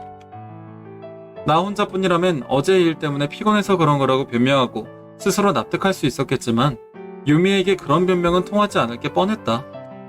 나의 침묵이 대답을 대신하는 동안 유미는 다 알겠다는 표정으로 나를 바라보았다. 나는 딴청을 피우며 계산대 쪽으로 카트를 밀었다. 유미가 뒤따라왔다. 아무래도 유미 역시 마찬가지로 장을 다 본 모양이었다. 그동안 유미의 잔소리가 계산대에 도착할 때까지 이어졌다. 마트에서 집으로 향하는 방향도 같은 쪽이었기 때문에 집으로 가는 길도 유미와 함께였다. 다행히 마트에서 빠져나온 뒤로 더 이상 잔소리는 이어지지 않았다. 나는 유미야 사거리에서 나란히 서서는 신호가 바뀌기를 기다리고 있었다. 멘토링은 어땠어? 신호를 기다리다 말고 나는 유미에게 먼저 말을 걸었다. 나 가르치는데 소질 있나 봐. 그냥 선생님이나 할까? 며칠 전에 장래희망으로 연구원이라고 써내지 않았어? 그러게. 아무래도 부모님은 그런 쪽으로 전공을 정하길 바라는 것 같아서. 요즘 교사한다고 하면 다들 떼도 말리잖아. 하긴 그렇긴 하지. 횡단보도로 발을 내디디는 유미로부터 들려오는 심장박동을 느낀다. 항상 꿈을 이야기할 때면 묻어나온 기본 좋은 두근거림은 마치 내게 딱 맞는 주파수처럼 들렸다. 교권이 바닥이구나 저 때는. 이게 약간 미래의 이야기 같더라고요. 아마도? 오늘따라 조금 잡음이 섞인 것 같긴 했지만 이게 연출 쩐다 진짜. 부모님 권유였구나. 그렇지만 가르치는 게 재밌기도 하고 어떻게 해야 될지 모르겠어. 가볍게 한숨을 내쉰 유미가 나를 바라보았다. 너라면 어땠을 것 같아? 그런 질문 해도 나는 네가 아니잖아. 그런가? 뻔한 대답이지만 네가 행복할 수 있는 선택을 했으면 좋겠어. 뻔한 대답이라. 그리고 무언가를 좋아한다는 건 그 사람에게 있어서 엄청 특별한 거니까. 뻔한 대답이라고는 했지만 평소와 다르게 제법 진지한 나의 목소리에 놀라기라도 한 걸까? 눈을 천천히 깜빡이며 가볍게 생각에 잠기는 유미. 유미는 마치 내가 볼 수 없는 것을 보는 듯 새파란 하늘 어딘가에 시선을 고정하고선 집으로 발걸음을 옮겼다.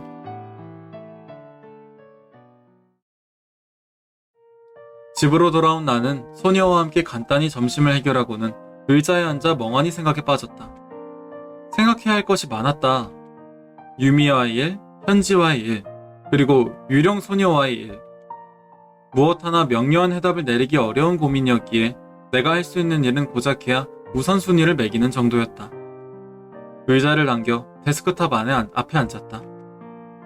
아직 몸에 앉아있던 어제의 피로가 내게 하품을 강요했지만 나는 애써 이를 억누르며 데스크탑을 켰다.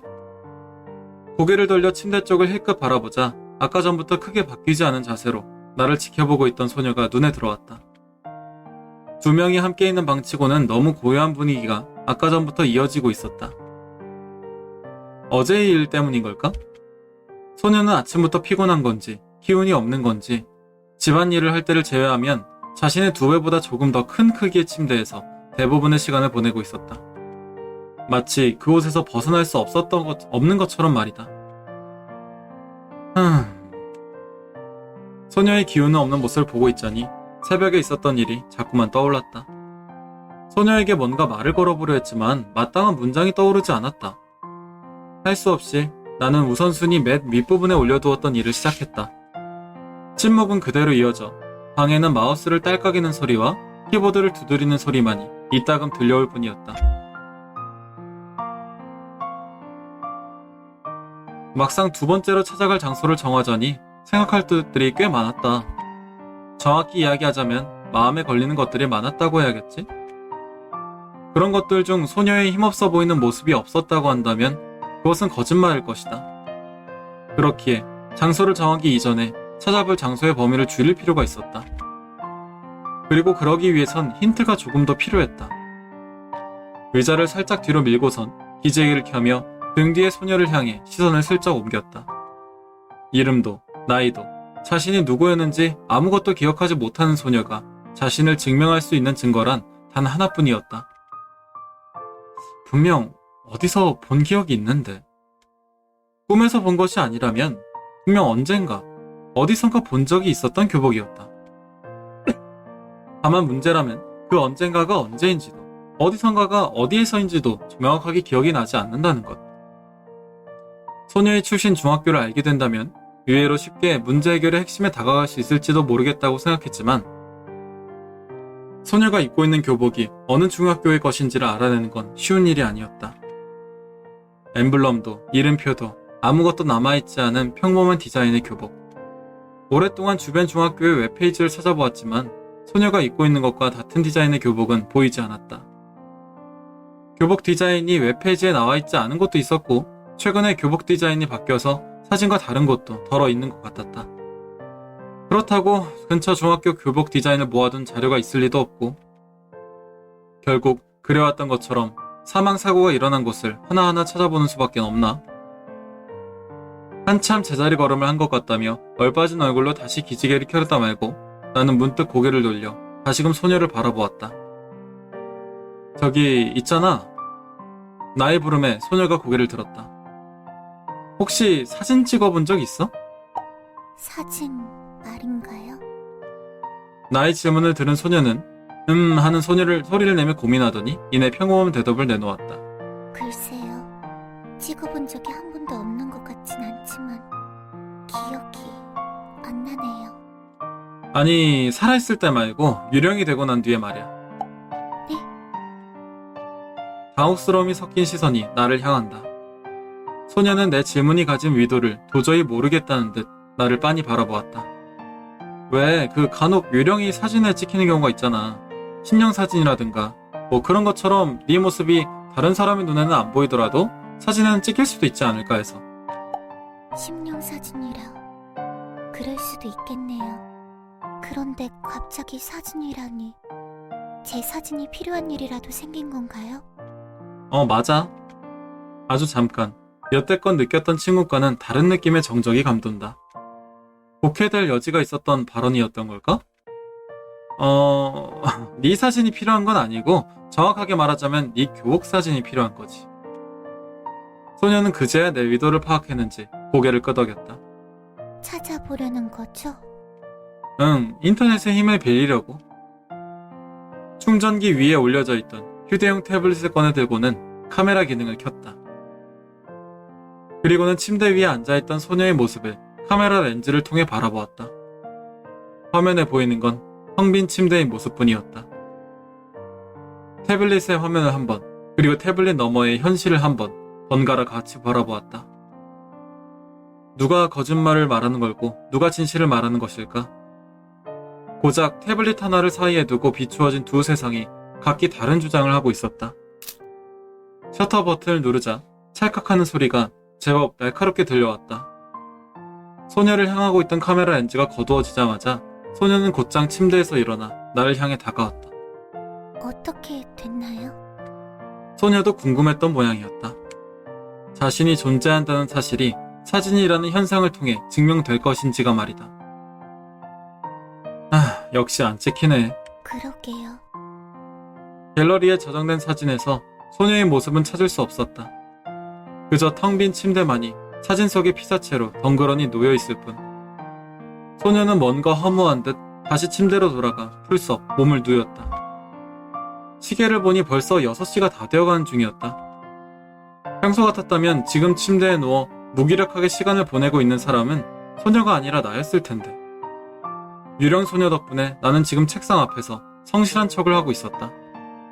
유미도 그렇고 소녀도 그렇고 어쩌면 현지도 그렇고 내 주변에 나를 타의적으로나마 성실한 사람을 연기하게 하는 사람이 있어서 다행이라고 해야 할까?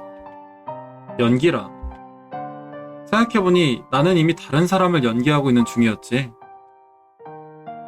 어쩌면 이 말도 안 되는 세상이 거짓을 말하고 있었다 해도 나는 그들이 놀라지 않을지도 모른다. 다시 한번 갤러리에 저장된 사진을 바라보며 그렇게 생각했다. 어지러워. 1시간 정도를 더 컴퓨터에 앉은 채 보냈다. 이렇게 오랫동안 한 가지 일에 집중을 한 적이 언제였냐 싶을 정도로 오랜 시간을 보낸 듯하다. 학교 웹페이지와 사망사고가 일어났던 장소들을 교차해가며 살펴보던 내가 문득 떠올린 것은 모 학교에서 일어났던 자살사고에 대해 좀 더 자세히 알아보자는 거였다. 확신은 없었지만 나의 못 믿어온 감이 그쪽을 향하고 있었다. 생각이 거기까지 닿자 나는 바로 소녀를 불렀다. 내일 나가보려고 하는데 어때? 네, 아무 곳이나 상관없어요. 아니 그게 아니라 몸은 좀 괜찮나 해서 물어본 거야. 몸이요? 어제 너무 많이 걸어서 피곤한 건 아닌가 해서. 괜찮아요. 움직일만은 하니까. 침대에 걸쳐 앉아있던 소녀는 다리를 아래 위로 2번 까딱대더니 자리에서 폴짝 일어나 내 뒤로 다가왔다. 내일 갈 곳은 어디로 정했나요? 여기 B구역에 있는 중학교에 가보려고.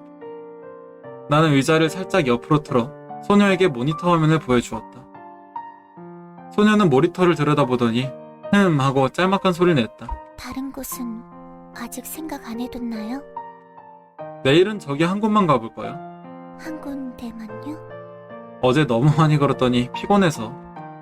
실은 다른 이유였었지만 좋아요. 그렇게 해요. 소녀는 언제나 그랬듯 고개를 끄덕였다. 자리에서 일어나 시간을 확인하고 살짝 늦은 감이 없잖아 있는 저녁을 소녀와 함께 먹었다. 여전히 2인분치를 요리하는 건 익숙치 않은지 식탁에 올려진 요리는 지난번보단 나았지만 여전히 엉성한 건 그대로였다. 방학이 시작한 뒤 첫 번째 주말이 그렇게 지나갔다. 이런 신기한 주말을 나는 몇 번 정도 더 맞이할 수 있을까? 그리고 이런 주말이 끝나고 난 뒤엔 나는 조금은 달라져 있을까?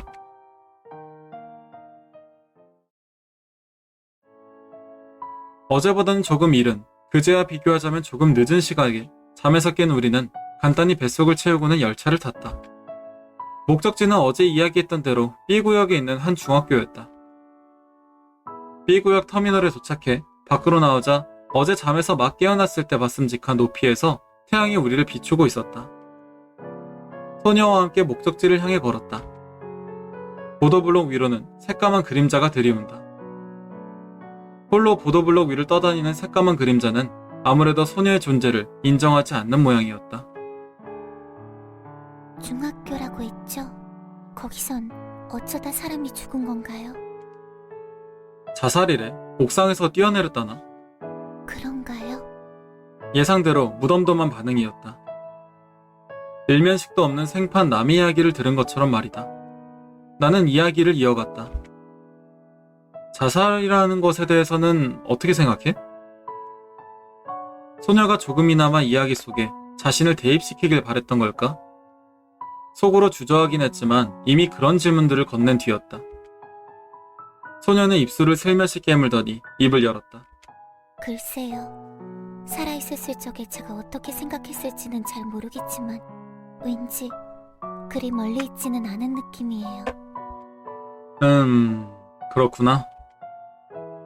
나의 입과 눈이 서로 상반된 반응을 보이고 있었다. 미묘하게 떨리는 나의 동공이 이해하지 못했다는 이야기를 소녀에게 건넨다. 소녀는 나의 눈동자에 쓰인 메시지를 금방 포착한다. 마치 눈동자에 쓰여진 건 뭐든 읽어낼 수 있다는 듯 말이다. 가벼운 한숨과 함께 소녀가 말한다. 잘 모르겠어요. 그냥 그런 기분이 들어요. 그런 이야기를 소녀는 아무렇지도 않게 읊조렸다. 아무렇지도 않았던 건 아니었는지도 모르겠다. 소녀의 눈동자에서 느껴지던 공허함이 오늘따라 더욱 싸늘하게 다가왔으니까.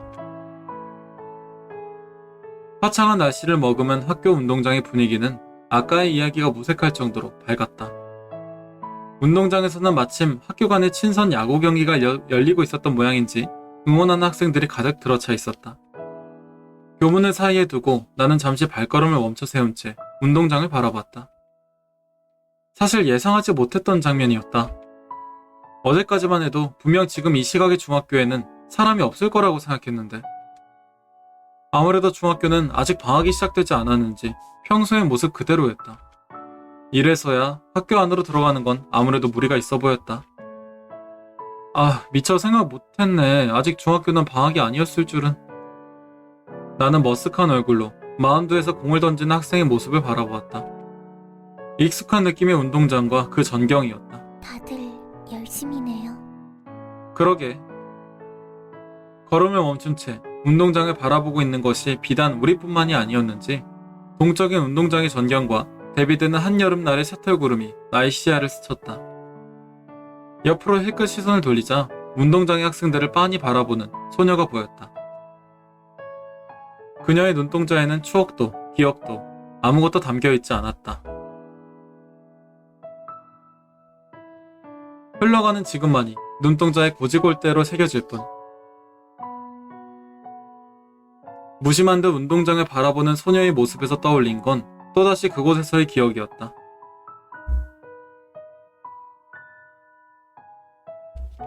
중학교에서의 마지막 여름. 여느 때보다 치열했고 누구보다 간절했던 그 순간이었으련만 어째서인지 그 기억은 흐릿하게 남아 막연한 감정만을 남겨두고 있었다.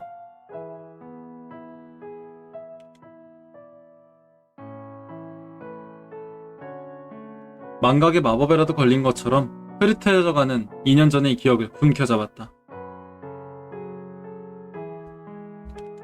마치 수천 년 전의 기억 같은 그 여름의 일들이 어렴풋이 떠올랐다.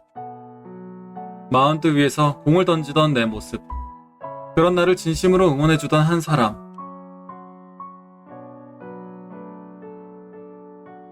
하지만 불안정하게 재구성된 흐릿한 추억은 말 그대로 흐릿한 감상만을 남길 뿐이었다. 뭘 그렇게 골똘히 생각하는 건가요? 운동장을 바라보고 있던 소녀가 불쑥 말을 꺼냈다. 저기서 공 던지는 학생, 멋있어 보이지 않아?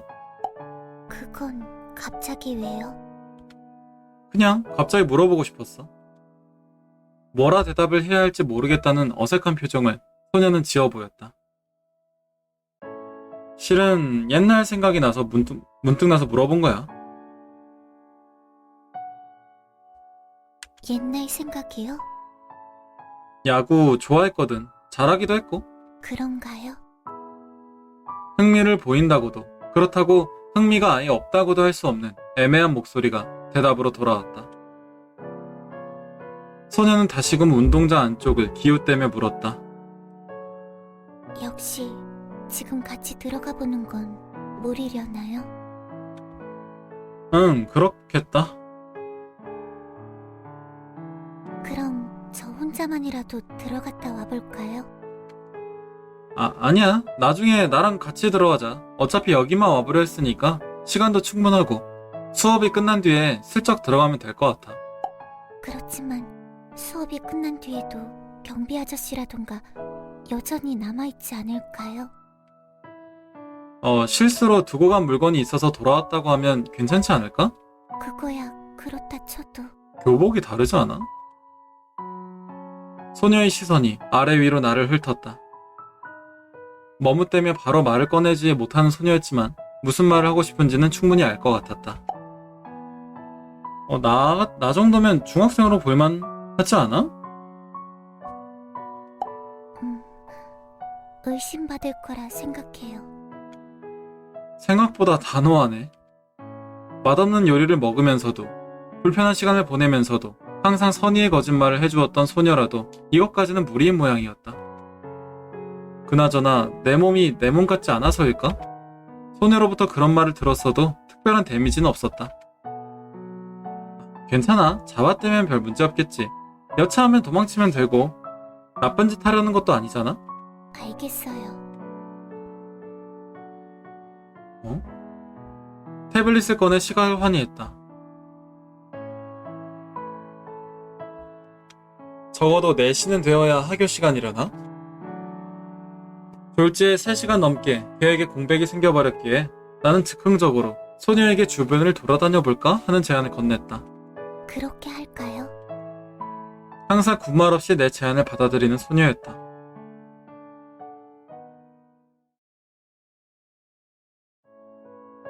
무작정 길을 걷다 보면 어딘가에 필연적으로 도착하기 마련이다. 집으로 돌아가는 길을 찾아 외딴 산속을 헤매던 헨젤과 그레텔이 그랬단 말이다. 그렇다. 어쨌거나 최후의 발걸음이 닿는 곳은 달콤한 향이 풍겨오는 곳이라는 거다. 나는 목적지 없이 아무렇게나 내딛던 발걸음을 한 디저트 카페 앞에서 멈춰 세웠다. 여기 잠깐 들러서 시간이나 때우다 가는 건 어때? 디저트 카페인가요? 소녀는 고개를 들어 체스트넛이라 쓰여있는 간판을 올려다보았다. 왠지 달콤함이 묻어있는 것 같은 네이밍이었다. 잠시 생각에 잠기더니 소녀는 이내 나를 향해 말했다. 어울리지 않는 장소긴 하지만 사람만 없다면 나쁘진 않을 것 같아요. 어울리지 않는다는 건 나를 이야기하는 걸까? 아니면 소녀 자신을 이야기하는 걸까? Where we were most 어플 뭐지? 버리스트 뭔가 외로움에 관해서 얘기하는데?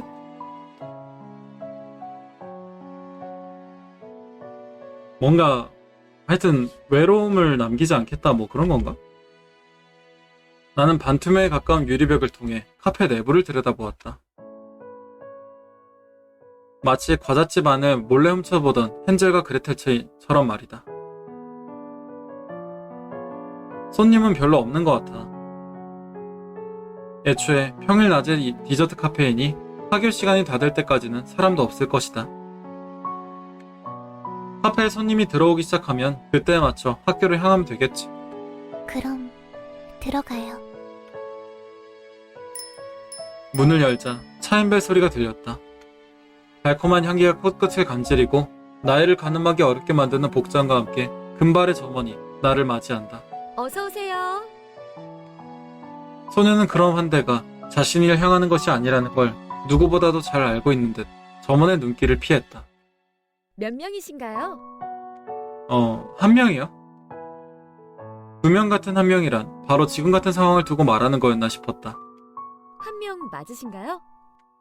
일행도 없이 혼자서 디저트 카페에 오는 것은 아무래도 드문 일이었는지 점원은 마치 내 옆에 서 있던 조녀의 존재를 인정해주기라도 하려는 것처럼 내게 재차 질문을 건넸다.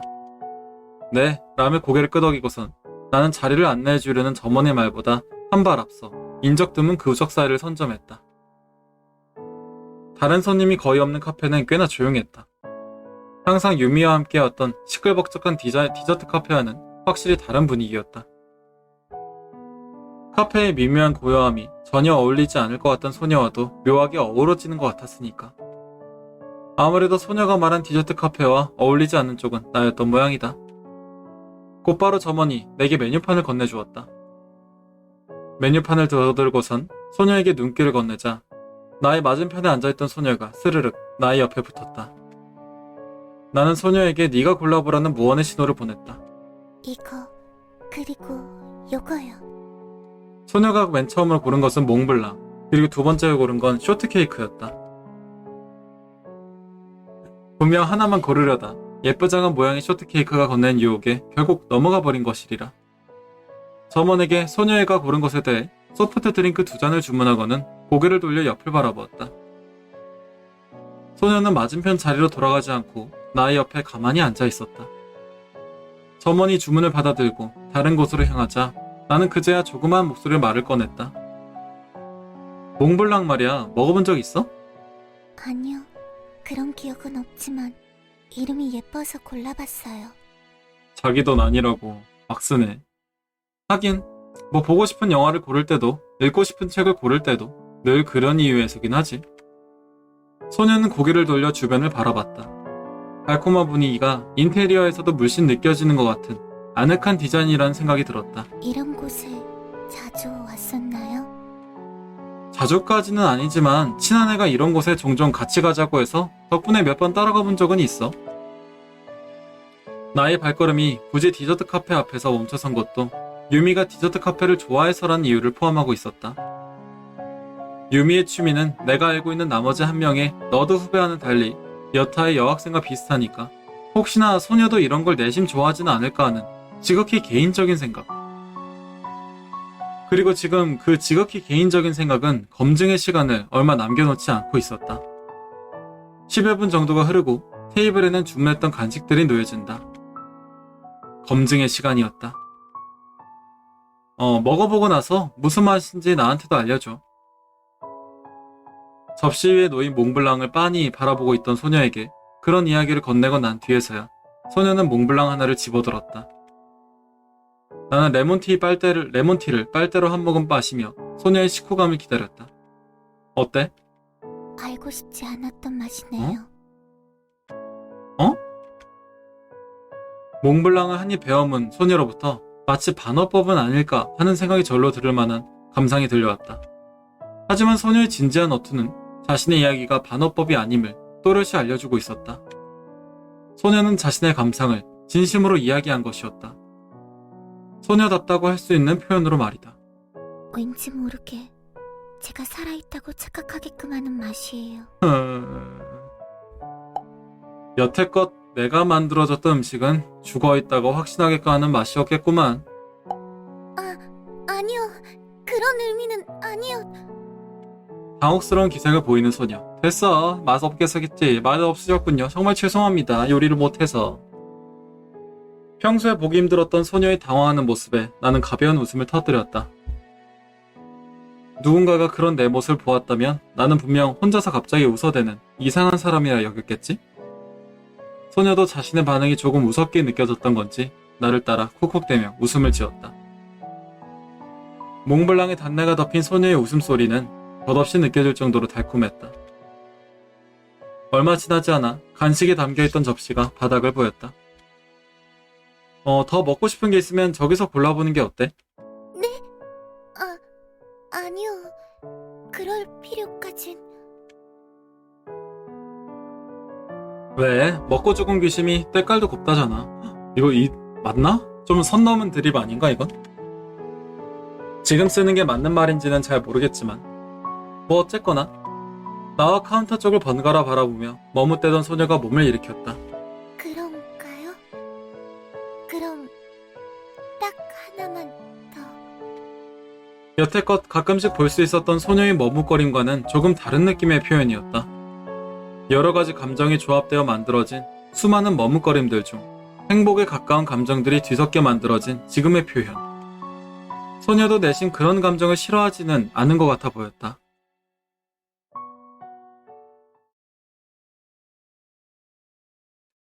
시간이 흘러. 여기까지 해야겠어. 오늘은 여기까지.